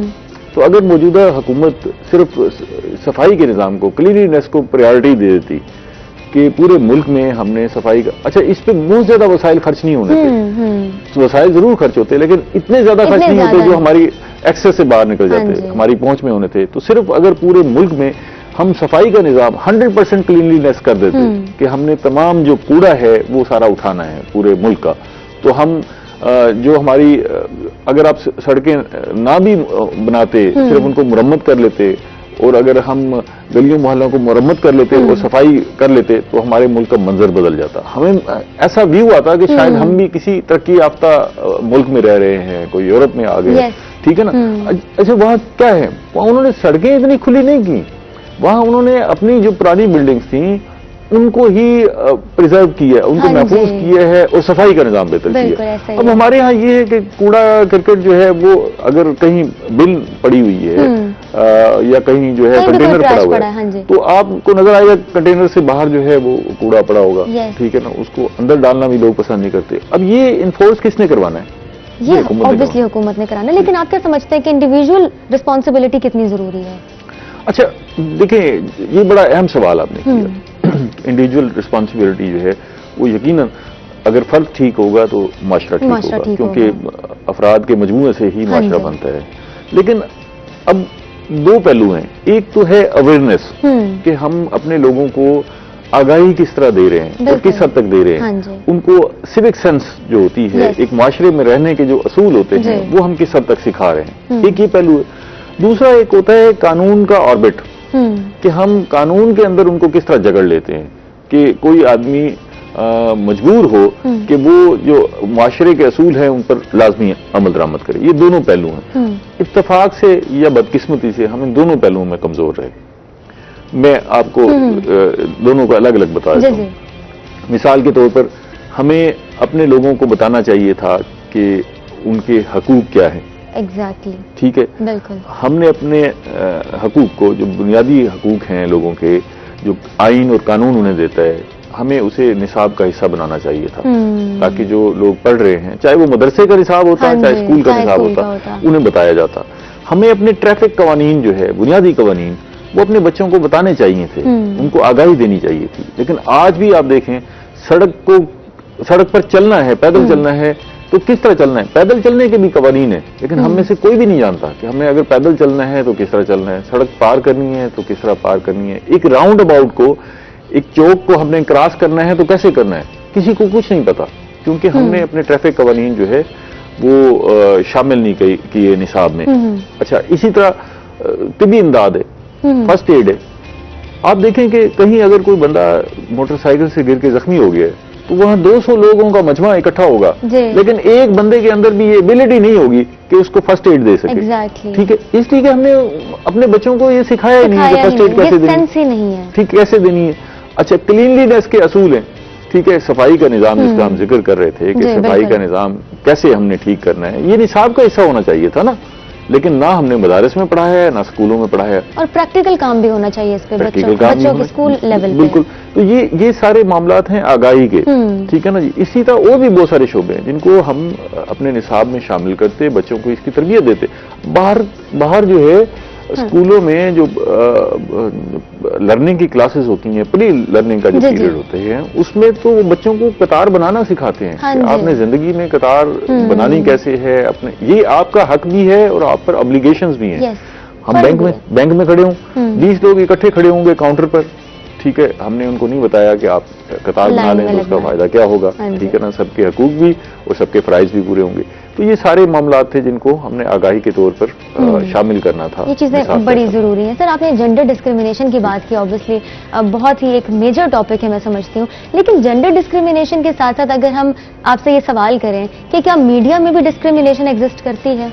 अच्छा, इसका मैं जवाब देता हूँ, लेकिन जो हम बात कर रहे थे उसका एक पहलू रह गया। जी प्लीज। एक तो मैंने कहा था कि आगाही है, कि हमने आगाही किस तरह देनी है, तो उसका मैंने जिक्र किया कि हमें निसाब का हिस्सा बनाना चाहिए। उसका एक दूसरा पहलू था कि कानून किस तरह अपना रास्ता बनाता है और कानून किस तरह उनको पाबंद करता है कि वो जो है इन सारे मामलात पर अपनी जिम्मेदारी निभाएं। आगाही तो हमने डिस्कस कर दिया कि जी ये मेंबर से भी बात होनी चाहिए, उस्ताद की लेवल पर भी बात होनी चाहिए, घर में जो वालिदैन हैं उनको भी तरबियत करनी चाहिए। अब कानून का रास्ता बनाने की बात देखें, हमारे यहाँ आप जाके देख लें मैं सड़क की बात इसलिए कर लेता हूँ कि सड़क सबकी नजर में होती है ना जी। बिल्कुल। अगर मैं कहीं आगे पीछे की बात करूं तो किसी ने देखा होगा, किसी ने नहीं देखा होगा, लेकिन सड़क सबकी नजर में होती है। तो सड़क पे हम जिस तरह की जिंदगी गुजारते हैं उससे आपको अंदाजा हो जाएगा कि कानून किस तरह अमल दरामद कर रहा है पाकिस्तान में। आप किसी जेब्रा क्रॉसिंग के ऊपर जाके देख लें तो सारे लोग जेब्रा क्रॉसिंग के ऊपर खड़े होंगे, ट्रैफिक जेब्रा क्रॉसिंग के ऊपर खड़ी होगी। ठीक है। अच्छा, क्या अब मोटर बाइक पर 2 से ज्यादा सवारियों को इजाजत दे दी गई है? लेकिन आपको नजर आएंगे 3, 4 जितने भी लोग बैठे हुए हैं वो पाबंदी खत्म हो गई है। सही बात है। ठीक है। अच्छा, हमारे यहाँ बहुत सारी दफा 144 के तहत जो है वो चीजों पर पाबंदी है। मिसाल के तौर पर आप सड़क पर तामीराती मटेरियल नहीं फेंक सकते। बिल्कुल। लेकिन आपको हर तरफ तामीराती मटेरियल नजर हर तरफ नजर आ रहा है। ऐसे ही है ना? ऐसा ही है। अच्छा, जहां आपने नो पार्किंग का बोर्ड लगाया हुआ है वहीं पार्किंग आपको गाड़ियां खड़ी नजर आएंगी। ठीक है। आपको कानून की अमलदारी कहीं नजर नहीं आती। हम उससे क्या होता है, जब हम कानून की जो गिरफ्त है उसको कमजोर कर देते हैं तो फिर कानून जो है वो पलता है, वो जवान होता है। ठीक है। और फिर जवान होके फिर वो बड़ी लॉलेसनेस में बदल जाता है। ठीक है। जब एक आदमी ये समझता है कि मैंने ये गैर कानूनी काम किया, मुझे किसी से नहीं पूछा, फिर वो उससे बड़ा जब करता ये खौफ ही खत्म हो जाएगा तो फिर आहिस्ता आहिस्ता वो बड़ा काम करता है, फिर उससे बड़ा काम करता है। वो कहता है जी मुझे तो किसी ने नहीं पूछा। मिसाल के तौर पर एक खाली जगह पड़ी हुई है तो उस पर कब्जा करने वाले क्या करते हैं, पहले उस जगह पे मट्टी शट्टी डाल के हम वार करेंगे, किसी ने नहीं पूछा। उसके बाद थोड़ा सा पत्थर वत्थर डाल के सेट कर लेंगे, फिर किसी ने नहीं पूछा। फिर वो छोटी छोटी दीवारें डाल देंगे, फिर किसी ने नहीं पूछा। फिर वो बाकायदा दुकान बना लेंगे, उनको बढ़ावा मिल जाएगा। ये आहिस्ता आहिस्ता वो जो जुर्म था वो पल कर जवान हुआ। सही बात है। उसके बाद फिर वो उससे आगे के स्टेप जो है वो शुरू हो जाएंगे। तो हमें कानून की जो अमलदारी है उसको छोटे जराइम से शुरू करना चाहिए। हमें उनको इग्नोर नहीं करना चाहिए। बिल्कुल। हमें ये नहीं कहना चाहिए कि इससे कोई फर्क नहीं पड़ेगा। हाँ, ये तो बहुत छोटी बात है। हाँ। लेकिन जहां माशरों में देखिए ना, हमारे यहाँ बहुत सारे लोग जो है वो ये जानते हैं कि वो दुबई जाएं तो उनसे क्या सलूक होता है। हाँ, सिंगापुर में अगर आपने स्पिट किया है, किसी ने थूक फेंकी है, च्युइंगम फेंकी है, तो उसकी इतनी पनिशमेंट है कि इंसान सारी जिंदगी वो काम दोबारा नहीं करेगा। ठीक है ना? अब देखिए कितनी छोटी सी बात है, आपने च्युइंगम फेंकी। हमारे यहाँ तो समझ नहीं है कि हाँ जी कि आपने कोई डस्टबिन यूज करनी है। तो ये उन्होंने अपने माशरों को इस तरह कानून की गिरफ्त में लाया है। हालात ऐसे डेवलप किए हैं कि उससे लोग जो है वो मजबूर होके उस कानून के दायरे में आ गए। तो जब वो छोटे छोटे मामलात में कानून के दायरे में रहे हैं तो बड़ा जुर्म करने का कोई तसव्वुर भी नहीं कर सकता। आपने ऐड किया था कि सिविक सेंस से ये सारी बातें जो है वो लिंक्ड है और सिविक सेंस बहुत जरूरी है। सर वापस आते हैं पॉइंट पे, क्या मीडिया में भी जेंडर डिस्क्रिमिनेशन है? क्या ये चीज एग्जिस्ट करती है? देखिए, हमारे यहाँ बहुत सारे पहलू ऐसे हैं जो बड़े मुख्तलिफ और मुश्किल भी हैं। मुख्तलिफ और मुश्किल मुख्तलिफ इसलिए हैं कि हमारी सोसाइटी के अपने डायनामिक्स है। ठीक है। हम उन डायनामिक्स के साथ चलने पर मजबूर है जी। उसमें मजबूरियां भी हैं, उसमें सहूलतें भी हैं, उन्हीं के साथ चलने पर मजबूर है। इसका जिक्र करते हैं तफसील के साथ। जो मैंने आपको कहा कि जिन पर बात करना मुश्किल हो जाती है वो ऐसे है मामलात। वो एक मिसरा है ना कि वो बहुत सारे मामलात जो है वो नागुफ्ता रह जाते हैं खौफ फसाद खल्क की वजह से। ओहो मैं पहुंच रही हूँ। तो जिन पर आप बात करते इसलिए कि हमारे यहाँ लोगों के अंदर अदम बर्दाश्त है जी। हमारे बहुत सारे मसाइल जो है वो डिबेट ना करने की वजह से। हाँ। अगर हम उन पर बात करें तो हम रास्ते निकाल सकते हैं। ठीक है ना? अच्छा, अब जो ये मीडिया की डिस्क्रिमिनेशन की बात की, हमारे यहाँ बहुत सारी खवातीन जो है इस शोबों में, इस पे हम सर अभी बात करते हैं। मीडिया में जेंडर डिस्क्रिमिनेशन के ऊपर बात होगी। ये बड़ा ही मेरा एक अहम सवाल है, मैं इसका जवाब चाहती हूँ और डॉक्टर साहब से ही चाहती हूँ। ब्रेक पे चलते हैं, आपने कहीं नहीं जाना, हमारे साथ रहिएगा।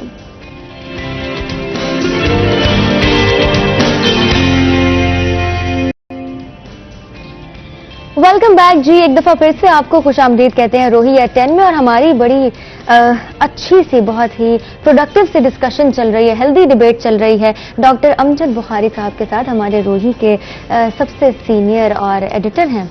बड़ी अच्छी बात है कि आज इनको यहाँ पर इनवाइट किया है और इनसे बात करने का मौका मिल रहा है। यकीनन आपको भी बहुत कुछ पता चल रहा होगा।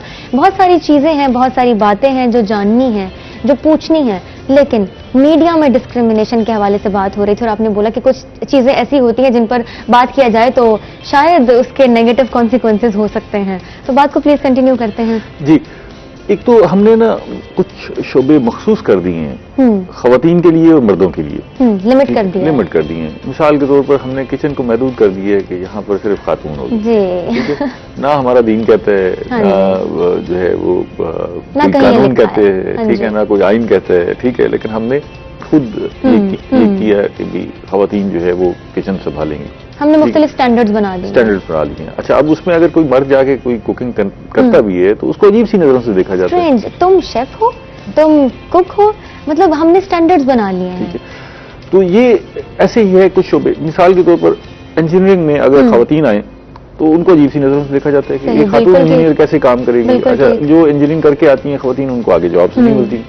जो इदारे हैं वो कोशिश करते हैं कि नहीं ये मर्दों का काम है तो मर्द को आगे लाया जाए। बिल्कुल। अच्छा, ये थोड़ी सी सहूलत भी देखी जाती है कि ये जो एम्प्लॉयर है उसके लिए भी क्या सहूलत है, एम्प्लॉय के लिए भी क्या सहूलत है। जहां तक मीडिया की सूरत हाल है तो मीडिया में भी हमने जो कुछ शोबे ऐसे हैं जहां हमें भागदौड़ के लिए मर्दों की जरूरत है, लेकिन खवातीन के लिए बड़ी गुंजाइश है। मीडिया में डिस्क्रिमिनेशन नहीं है, डिस्क्रिमिनेशन नहीं है, लेवल की नहीं है जिस लेवल की हम बाकी शोबों में जिंदगी के बाकी जैसे हम देहात में देख लें तो हमारी खातून जो है वो कितना काम कर रही है, आप उसको जरा उसके दिन का चार्ट बना के देख लें तो आप खुद हैरान हो जाएंगी, ठीक है ना, मर्द से कई गुना ज्यादा वो काम करती है। लेकिन मीडिया में देखें, एंकरिंग के शोबे में खवातीन पर कोई पाबंदी नहीं है, वो आगे आती हैं, आप खुद यहाँ बैठी हुई हैं, आपको बड़ा मौका मिलता है प्रोग्राम करने के लिए, प्रोड्यूसर के लिए, रिपोर्टिंग के लिए, सब शोबों में खवातीन को आगे बढ़ने के बड़े मौके मौजूद हैं। और ये ऐसा शोबा है जहाँ खवातीन को आगे आना भी चाहिए, वो अपने आप को मनवा भी सकती हैं। अच्छा, इसमें मीडिया में बोलने और लिखने की सलाहियत बहुत ज्यादा चाहिए होती है। ऑब्वियसली आपके कम्युनिकेशन स्किल्स और कम्युनिकेशन स्किल में तो खवातीन बड़ी स्ट्रांग है ना। यस, नो डाउट, माशाल्लाह। तो मेरा ख्याल है कि इसमें बड़ा स्कोप है। अब इसमें एक पहलू ये है कि अगर आप ये समझें कि आपको प्लेट में रखकर कोई चीज फराहम की जाएगी तो ऐसा मुमकिन नहीं है। जिंदगी में आपको हमेशा जद्दोजहद करनी है, अपने आप को मनवाना है। मिसाल के तौर पर मैंने एक इलेक्ट्रिशियन रखना है तो मैं ये देखूंगा कि इसको इलेक्ट्रिशियन का काम आता है या नहीं आता। मैंने एक गाड़ी का ड्राइवर रखना है तो मैं ऐसे बंदे को तो नहीं ड्राइवर रख सकता ना जिसको गाड़ी चलानी ना आती हो, जिसके पास लाइसेंस ना हो, ठीक है। ये तो मेरा हक है ना कि मैं ये जानूं कि इसके पास ये सलाहियत है या नहीं। तो ऐसी ही मीडिया की सूरत हाल है। मीडिया को अच्छी खवातीन, अच्छी एजुकेटेड स्किल्ड लोग चाहिए, ठीक है ना।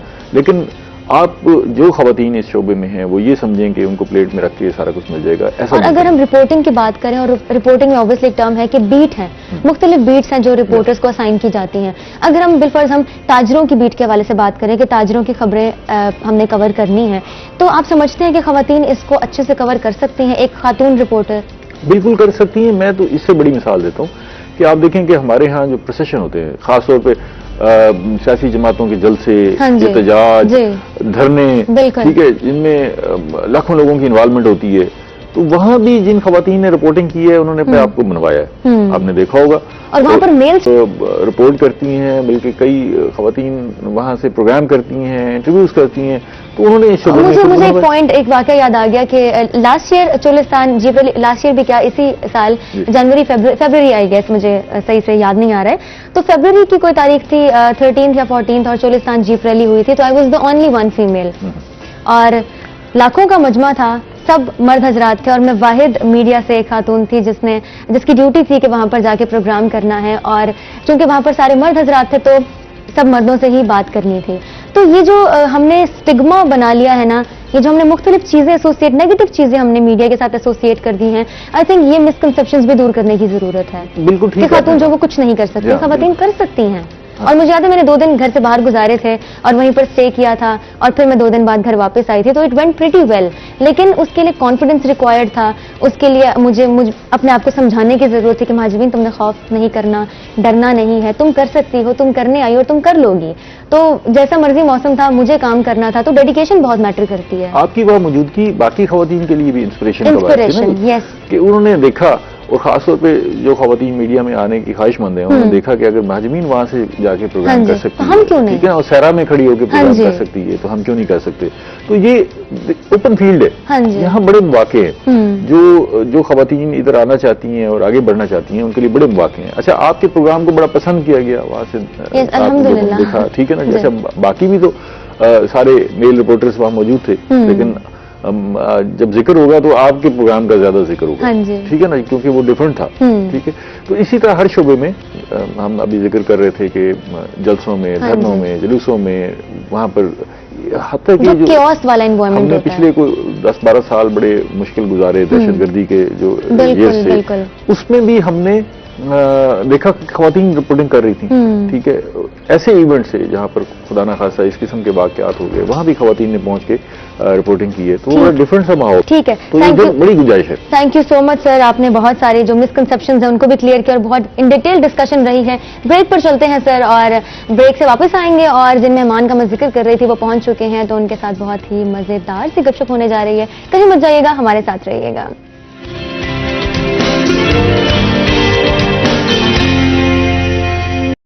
वेलकम बैक जी, एक दफा फिर से आपको खुशामदीद कहते हैं रोही एट 10 में। और ये जो मेरी बड़ी सी स्माइल है इसके पीछे एक खास सी वजह है, और ये जो मेरी एनर्जी है इसके पीछे बहुत ही खूबसूरत सी एक वजह है, और वो ये है कि हमारे साथ इस वक्त स्टूडियो में मौजूद हैं पाकिस्तान में, और अगर मैं कहूं कि पाकिस्तान से बाहर पूरी दुनिया भर में जाने माने वाले शायर, नौजवान शायर जिन्हें आप पसंद करते हैं, जिन्हें मैं पसंद करती हूँ, जिनकी शायरी क्या बात है, उसके बारे में बात करना, उसके बारे में कहना हमेशा कम पड़ जाता है, उसकी तारीफ करना हमेशा कम पड़ जाता है।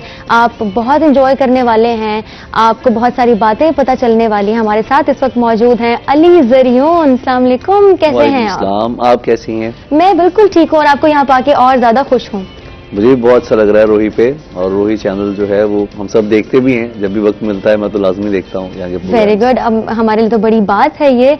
All the way from Karachi and you have been travelling, आप कांस्टेंट ट्रैवलिंग करते रहे हैं जी। और आपका लास्ट नाइट एक बहुत ही शानदार सक्सेसफुल इवेंट भी रहा है मुल्तान में, बहुत सारे लोगों ने शिरकत की उस इवेंट में, और कैसे ना करते, इतना बड़ा नाम है, एजाज की बात है। नहीं, मैं समझता हूँ कि ये मुल्तान के लोगों का प्यार है, नाम सिर्फ मालिक का है और हम क्या सब कहने सब बहाने हैं, और तो नाम उसी का है, नाम उसी का है। मुल्तान कैसा लगा है आपको? मुल्तान मुझे बहुत पसंद है। मुल्तान बदकिस्मत लोगों को बुरा लगेगा और अल्हम्दुलिल्लाह मैं खुशकिस्मत हूँ। क्या बात मुझे बहुत पसंद है मुल्तान, क्योंकि जो यहाँ की जो मिट्टी है इसने सबको वेलकम कहा है। कुछ तो है इसमें कोई कशिश है, जो सारे औलिया मुल्तान की तरफ आए हैं, दुनिया भर से उन्होंने सफर किया और वो मुल्तान पहुंचे और मोहब्बत के साथ अपनी अपनी जगह पे मकाम पे आए। तो मुल्तान की मिट्टी में कशिश है, मुल्तान के लोगों में कशिश है और वो खींचती है। यानी हम ये समझे कि मुल्तान कामयाब हुआ है। बिल्कुल कामयाब है क्योंकि आप खुश होके यहाँ से जाने वाले हैं। क्या बात है। तो आपके आगे क्या प्लान्स है और अभी तक कैसा रहा? इवेंट्स बहुत सारे हैं, प्रोग्राम्स हो रहे हैं। कोविड के बाद यूनिवर्सिटीज के इवेंट्स हैं, कुछ कॉर्पोरेट इवेंट्स हैं, तो मैं मुसलसल 1 महीने से सफर में ही हूँ। लाहौर, कराची, मुल्तान अभी हुआ है, और इसके अलावा आगे चल के अभी कुछ और प्रोग्राम्स भी आ रहे हैं। तो इसी तरह चल रहा है, बस एक दिन कोई मिलता है रेस्ट का, तो बाद में फिर ट्रैवलिंग है। रात okay with that hectic routine, मतलब आप ओके हैं? नौकरी है जी, मालिक की नौकरी है, तो अच्छा नौकर वही होता है कि जो अपना काम ठीक करे। तो मैं ये मानता हूँ कि आप अपनी जो एफर्ट्स है, जो भी आपका काम है, उसमें 100% आपकी तरफ से होना चाहिए, और व्हाटएवर द रिजल्ट वो फिर आप मालिक पे छोड़ दें। अपनी तरफ से बेस्ट देना है, ये बहुत जरूरी है कि आप अपना बेस्ट दें। शायरी की हम बात करते हैं, ऑब्वियसली हम शायरी की बात करेंगे, हम अदब की बात करेंगे। आपको नहीं लगता कि जो हमारी नौजवान नस्ल है, इंक्लूडिंग मी, शायरी की तरफ खासा रुझान है? जी, बड़ी अच्छी बात है। ये रुझान जो है ये पहले नहीं था। मैं ये समझता हूँ कि आज शायर जो है वो एक सेलिब्रिटी है। शायर को लोग सेलिब्रिटी मानते हैं, लोग उसके साथ तस्वीरें बनवाते हैं, घरों पे बुलाते हैं, और उनके साथ उनका ये है कि जब भी मैं देखता हूँ यूनिवर्सिटीज के बच्चे बच्चियों को जोशो खरोश देखता हूँ तो अच्छा लगता है। तो वो लोग शायरी के ऊपर खुद भी शेर कहने की कोशिश कर रहे हैं, नज़में आती हैं, गजलें हमें भेजते हैं कि सर ये देखें हमने ये लिखा है। तो अच्छा लगता है कि किताब की तरफ और शायरी की तरफ उनका रुझान हुआ है। तो ये बड़ी खुशाइन बात है। मैं तो ये समझता हूँ कि ये बड़ी खुशाइन बात है। आपने चेंज नोट किया है कि किताबों से हमारा फोकस हट गया है, हम बुक्स नहीं पढ़ते। हमारी ये जो जनरेशन है किताबों से जरा दूरी है। ये जनरेशन इसलिए दूर है कि इनसे जो पहली जनरेशन है वो किताबों से दूर है। माँ बाप किताब नहीं पढ़ेंगे तो बच्चा किताब कहाँ से पढ़ेगा? अगर घर में किताब होगी, हमने तो घर में, मुझे याद है कि मैं बचपन से जब 5वीं के बाद भी पढ़ते थे तो मसनवी पढ़ते थे, नाजुल बलागा पढ़ते थे, घर में किताबें होती थी सारी, तो हम पढ़ते थे कुरान मजीद, तर्जुमा सारा, फिर हिफ्ज किया, उस वहां पर भी आदत हुई कि किताबें पढ़ें, नॉवेल्स पढ़े, और इसी तरह उस वक्त नौनिहाल आता था वो मैं पढ़ता था, और पाकीज़ा डाइजेस्ट आता था, खातीन डाइजेस्ट घर में बहनें पढ़ती थी, तो वो मैं भी उसमें से वो कहानियां पढ़ता था। तो मुझे तो तब से, और उसमें शायरी का एक पेज होता था एंड पे ना, जिसमें शेर आते थे सारे, मैं वो बड़े शौक से पढ़ता था कि यार ये, वहां से फिर शायरी का शौक भी पैदा हुआ। तो लाइब्रेरी जाना से शुरू हुआ है। घर से शुरू होता है आपका सफर। आपका जो भी सफर है उसमें आपका घर होता है, तो घर का जो होना है वो बड़ा जरूरी है। तो अगर आप घर के अंदर किताबों का रख रहे हैं, बच्चों को बता रहे हैं, तो फिर बच्चों के अंदर एक चीज पैदा होती है। सबसे पहले ये बड़ों को सोचना पड़ेगा, देन बच्चे देखें। यानी घर से शुरुआत। ऐसा कभी नहीं हो सकता आप बच्चों को टैबलेट दे दी है, फोन आईफोन दे दिया है, टैबलेट दे दी है, तो अब आप उनसे तवक्को करेंगे कि वो जाके किताब पढ़ेंगे, तो ऐसा मुमकिन नहीं है। ऐसा मुमकिन नहीं, यानी ये चीजें जो है वो घर से शुरू होती हैं। As you have been travelling, आप कांस्टेंट ट्रैवलिंग में रहे हैं, एक जगह से दूसरी जगह से तीसरी जगह, and all for your work, because ये काम है, ये आपने बोला कि नौकरी है। तो इस सब के बीच में क्या ऐसा मोमेंट भी आता है when you miss your home, आपका दिल करे कि मैंने घर जाना है? जस्ट राइट नाउ, बिकॉज इस प्रोग्राम के लिए मुझे बहुत जल्दी उठना पड़ा है। मैं जल्दी जागता नहीं हूँ मैं, जरा, क्योंकि आजकल ही नींद ही अय्याशी है मेरी, कि जितना सो लूं उतना कम है, कि जरा नींद पूरी कर लेता हूँ। तो अभी घर मिस कर रहा था कि मैं, जाहिर बात अपने कमरे में होता तो मुझे कोई नहीं जगा सकता, लेकिन बहरहाल मुझे आना था। होता है, याद आती है। घर में अब्बू जी के बाद तो बिल्कुल भी दिल नहीं लगता था, तो मैं लाहौर शिफ्ट हो गया हूँ अब कुछ अर्सा पहले। तो घर जाता हूँ तो अब्बू जी कमरे में बैठा रहता हूँ, जरा वो खुशबू लेता हूँ, वो फील आती है। और मुल्तान में भी हमारे अजीज हैं यहाँ पे जिनसे अभी तक मैं नहीं मिल सका, तो मिस करता हूँ। बहुत सारी चीजें जो मैं मिस करता हूँ, कहीं आजादाना नहीं जा सकता अब उस तरह से, तो ये चीजें मिस करता हूँ, ये मैं मिस करता हूँ। क्या बात है, वैसे बड़ी बात है इस चीज को भी मानना, इस चीज को एक्सेप्ट करना अमंग्स्ट ऑल द chaos कि आप ट्रैवल कर रहे हैं और इधर उधर जा रहे हैं, और फिर बीच में कहीं एक मोमेंट आता है जब क्लिक होता है कि मुझे घर की याद आ रही है। अगर आप कुछ कह दें, कुछ सुना दें, और फिर हम गुफ्तगू को कंटिन्यू करें। मैं आपको सुना देता हूँ कि अपने यारों से बहुत दूर नहीं होता था। वाह। अपने यारों से बहुत दूर नहीं होता था, यार तू उन दिनों मशहूर नहीं होता था। अपने यारों से बहुत दूर नहीं होता था, यार तू उन दिनों मशहूर नहीं होता था। कोई तो दुख है जो वापस नहीं जाने देता, वरना मैं घर से कभी दूर नहीं होता था। तो ये दो शेर बहुत अच्छे। अब मैं भी कुछ पढ़ना चाहती हूँ और इसको कंप्लीट जो है वो आपने करना है, जी? और कहीं कोई गलती हो जाए तो आप ऑब्वियसली, आप लोग कहते हैं ना मुर्शिद मुर्शिद, तो ये आवाजें मैंने भी सुनी हैं नौजवानों की जाने से। जब आप स्टेज पर परफॉर्म कर रहे होते हैं तो नीचे पूरी ऑडियंस के यही अल्फाज होते हैं, मुर्शिद मुर्शिद, उनका प्यार है, यकीनन उनका प्यार है, हम सबका खुलूस है। तुम सरवत को पढ़ती हो, कितनी अच्छी लड़की हो, बात नहीं सुनती हो क्यों, गजलें भी तो सुनती हो। क्या रिश्ता है शामों से, सूरज की क्या लगती हो। लोग नहीं डरते रब से, लोग नहीं डरते रब से, तुम लोगों से डरती हो। मैं तो जीता हूं तुम में, तुम क्यों मुझ पे मरती हो। आदम और सुधर जाए, आदम और सुधर जाए, तुम भी हद ही करती हो। मिस्रों में बातें करना तुम आसान समझती हो। क्या बात है। मिस्रों में बातें करना तुम आसान समझती हो, और किसने जीन्स करी ममनू, पहनो अच्छी लगती हो। काफी हो मुल्तान की तुम और जरियून की मस्ती हो। क्या बात है, क्या बात है। शुक्रिया। बहुत सारी बातें हैं, बहुत सारी चीजें हैं। कुछ अगर आप अपने इस सफर के बारे में बताएं, कोई ऐसा वाकया जिसने आपकी जिंदगी पे बहुत इम्पैक्ट रखा हो, आपकी जिंदगी में बहुत डिफरेंस क्रिएट किया हो, या आपकी शख्सियत पे खासा इम्पैक्ट किया हो। मैं इन सब चीजों में यकीन ही नहीं रखता हूँ कि कोई ऐसा लम्हा, हर लम्हा ऐसा है, हर लम्हा ऐसा आपको ऐसा होना चाहिए कि आपने लम्हे से सीखना है कि कौन सा लम्हा है। आप यकीन करें कि हर लम्हा आपको बदल रहा है, हर लम्हा आप पर ये कायनात, ये पूरा जहान है, आप इसमें देखें कोई दिन ऐसा नहीं होता जो नया ना हो। हर बार दिन नया होता है, हर मोमेंट जो नया होता है। जब आप किसी से कोई बात कर रहे होते हैं, उस बात के बाद आप वो आदमी नहीं रहते हैं जो आप पहले होते हैं। हर इंसान एक अलग किस्म की फील लेकर आता है, वाइब्स लेकर आता है। तो मोमेंट भी इसी तरह है। तो मैं तो जीता ही मोमेंट में हूँ, लम्हा ब लम्हा, लम्हे के अंदर मैं जीता हूँ। मैंने कभी प्लान नहीं किया कुछ भी कि मुझे कुछ प्लान करना है, मुझे कल क्या करना है, परसों क्या करना है। नहीं, मुझे कुछ नहीं पता। No, never, I never plan anything in my whole life.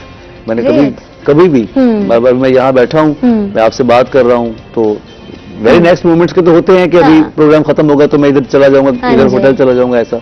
लेकिन ऐसा नहीं कि बहुत लंबी प्लानिंग बंदा करे कि मुझे कुछ ये करना है।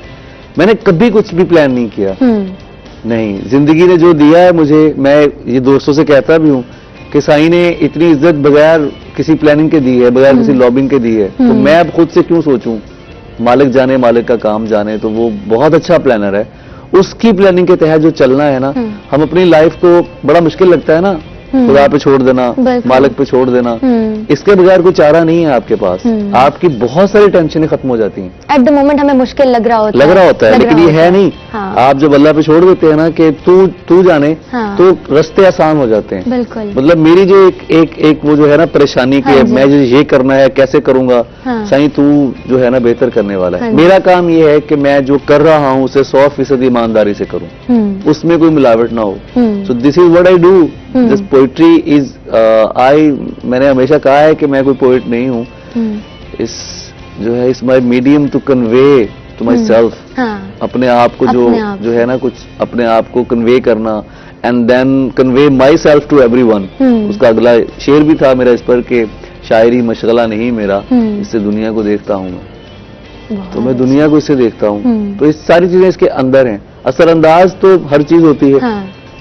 मुनीर न्याई साहब से किसी ने पूछा था, प्रवीण शाकिर ने एक बार इंटरव्यू करते हुए उनसे पूछा था, वो पढ़ा है इंटरव्यू उनका टीवी पे, तो उन्हें पूछा कि आप क्यों शेर नहीं कह रहे? उन्होंने कहा क्या, मैं अब इंस्पायर नहीं होता हूँ, मैं अब मुतासिर नहीं हो रहा किसी चीज से। तो जब मैं मुतासिर नहीं हूँगा तो मैं शेर नहीं कहूँगा। तो मुझे तो चीजें, मैं तो बहुत मुतासिर होता हूँ, लम्हे मुझ पर असरअंदाज होते हैं।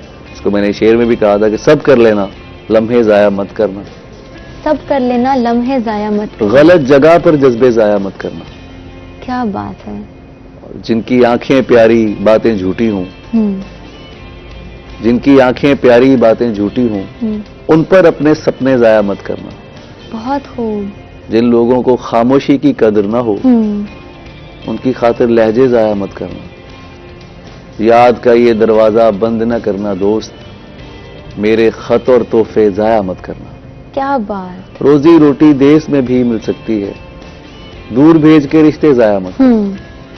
तो लम्हे के अंदर जो रहना है ना, वो खूबसूरती है मेरे नजदीक। बाकी लोग प्लान करते होंगे तो अच्छी बात है, मैं नहीं करता। पर ये अच्छी बात है कि आप मुख्तलिफ उलझनों का शिकार नहीं होते और मुख्तलिफ चीजों में इन्वॉल्व नहीं हो जाते। You only live in the moment. Yes of course. और लोग मुझसे पूछते भी हैं, जब भी ऐसा कोई सवाल होता है तो मैं सोचता हूँ मैं क्या जवाब दूं। मेरे पास कोई रिवायती जवाब ही नहीं इसका। हाँ यार, मैं फलां जगह पे बैठा था, सन 1900 फलां में एक वाकया हुआ, उसने मेरी लाइफ चेंज कर दी। पता नहीं, अगर मेरी लाइफ में कोई चेंजिंग, अगर कोई इवेंट है ना, तो वो मेरे साईं जी की मुझसे मुलाकात है। यस, उनसे मिलने के बाद ये सब हुआ है। और किसी भी आदमी की लाइफ में कुछ बहुत ज्यादा इवेंट्स नहीं होते हैं कि उसकी बार बार कुछ हो रहा है। नहीं, वो कुछ एक बार ऐसा होता है कि जो आपको सर्टेन रास्ते पर ले आता है कि this is your track, this is what you do, और दिस इज यू शुडंट। ठीक है, तो वो एक लाइन ऑफ जो लिविंग थी, तो वो वहां से मिली कि ये तुम्हारा रास्ता है, इंसानियत से प्यार करना है, रंग, नस्ल, मजहब, जिन्स और इन सब चीजों में तुम्हें नहीं पड़ना, लोगों से नफरत नहीं करनी, इंसान से प्यार करना है और इंसान की इज्जत करनी है। तो वो चीजें फिर शायरी में भी आई। और मैं कभी कुछ कहते हुए झिझका भी इसलिए नहीं कि मेरा ध्यान मेरे मालिक पे होता है कि जब उसे पता है कि मैं सच कह रहा हूँ, जो मैं फील करता हूँ। सच्चाई ये है कि एक शायर को वो बात कहनी चाहिए जो वो महसूस करता है। अगर वो उसके अंदर घुट गई है, अगर वो किसी वजह से नहीं कह रहा है, तो फिर वो बहुत सारे लोगों की जो बात है उनको वो नहीं समझा पा रहा है। क्योंकि शायर जो है वो जुबान लोगों की है, वो समाज की जुबान है, वो आपके वसेब की जुबान है। तो अगर आप अपने जमीन से जुड़े हैं, समाज से जुड़े हैं, वसीयत से जुड़े हैं, तो फिर आपको वो बात सच्चाई से कह देनी चाहिए जो भी आप सोचते हैं। बिल्कुल बेबाक हो। अच्छा, शायरी की दुनिया से कोई है आपकी इंस्पिरेशन जिनसे आपने बहुत सीखा हो? मैं सीखता हूँ। मैं जब शुरू में मीर साहब को पढ़ता था तो इस तरह समझ नहीं आती थी, लेकिन मैंने ये जाना है कि क्लासिक शुअरा को जितना भी आप पढ़ेंगे, उम्र के जिस हिस्से में भी पढ़ेंगे, रियाजत के जिस हिस्से में भी पढ़ेंगे, मुझे 21 साल तो हो गए हैं शेर कहते हुए, माशाल्लाह जी। तो मैं मीर साहब मेरे बहुत पसंदीदा शायर हैं, गालिब पसंदीदा हैं। इसी तरह एक बहुत लंबी फहरिस्त है। जो भी अच्छा शेर कहता है मुझे पसंद आता है। और कोई भी हो, यस अच्छा शेर कहने वाला कोई भी हो, वो शेर अच्छा कह रहा है तो वो मेरे लिए कह रहा है। अच्छा, ये जो एक बात सर्कुलेट करती है कि शायर बड़ी हसास तबीयत के होते हैं, इसमें कितनी सच्चाई है? आप अभी कोई गलत बात कर जाए आपको पता चल जाएगा कितने एहसास होते हैं। शायर एहसास होता है और हर बंदा हसास है, लेकिन शायर नहीं है हर बंदा। शायर नहीं है हर बंदा, बिल्कुल।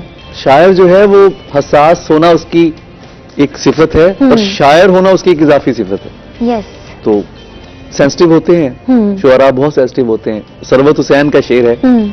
सरवत, मुझे आपने अभी बात की थी, तो सरवत साहब जो है वो मेरे बहुत ज्यादा पसंदीदा हैं, बहुत ज्यादा पसंद। सरवत साहब कहते हैं कि तुमने एक शायर को लड़की इतनी देर उदास रखा, लौटा दो उसके आईने, वापस कर दो फूल मेरा। तो शायर तो होते हैं उदासी के लिए। तो क्या शायर जो भी कुछ लिखते हैं, जो भी कहते हैं जी, उनके अपने जज्बात की कितनी इन्वॉल्वमेंट होती है उसमें, या वो अपने ही जज्बात हैं सारे जो वो हैं? अपने जज्बात भी होते हैं, बाज़-औक़ात समाज में होने वाला जुल्म, उस पर बात भी वो करते हैं। जैसे मैंने अभी अर्ज किया कि वो समाज के अंदर होते हैं, वो लोगों से जुड़े हुए होते हैं। तो अगर कैसे मुमकिन है कि मेरे मुल्क में या दुनिया भर में कहीं पर भी इंसानों पर जुल्म हो रहा है, कोई भी तो जो अगर कोई शायर है तो वो उससे अपनी नजरें हटाएगा या बचाएगा? ऐसा मुमकिन मेरा ख्याल है कि तो फिर वो बेहिस आदमी है। अगर कोई शख्स, किसी के पास मोहब्बत की नज्म है लेकिन इंसानों पर नज्म नहीं है, किसी के दुख पर नज्म नहीं है, तो वो ड्रामा कर रहा है, वो जस्ट एक ढोंग है, वो शायर वायर नहीं है। शायर वही है कि जो अपने लोगों को देखता है, जो अपने लोगों की बात करता है।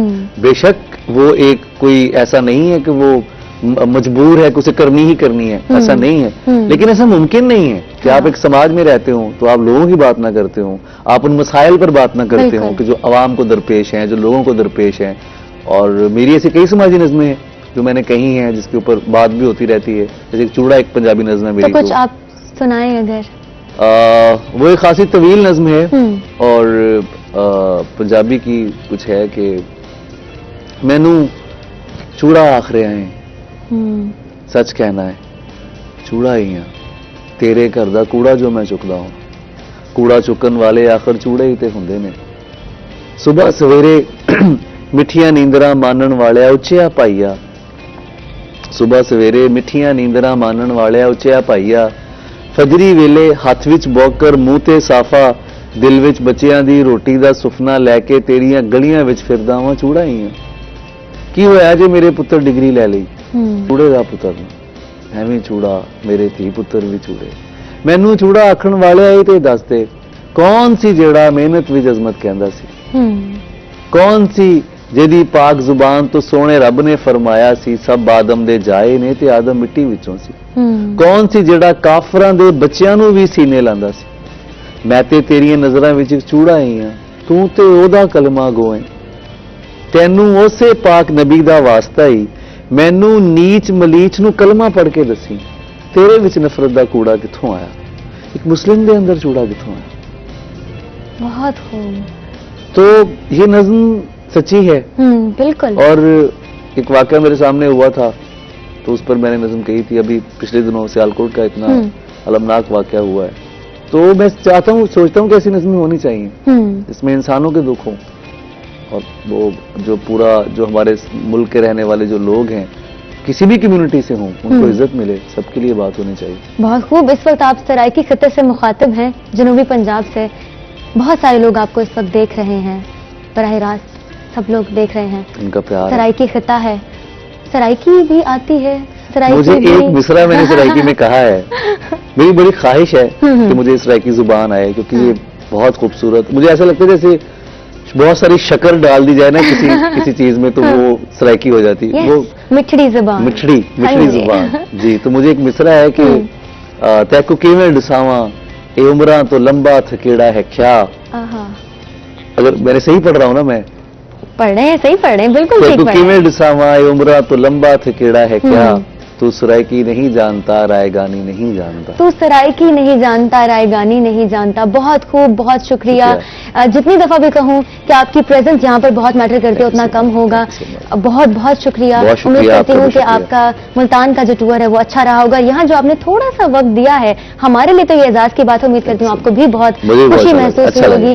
प्रोग्राम का इख्तिताम बहुत ही खूबसूरत सी शख्सियत के साथ हुआ है और बहुत मजा आया। पूरा शो आज का बहुत खूबसूरत रहा।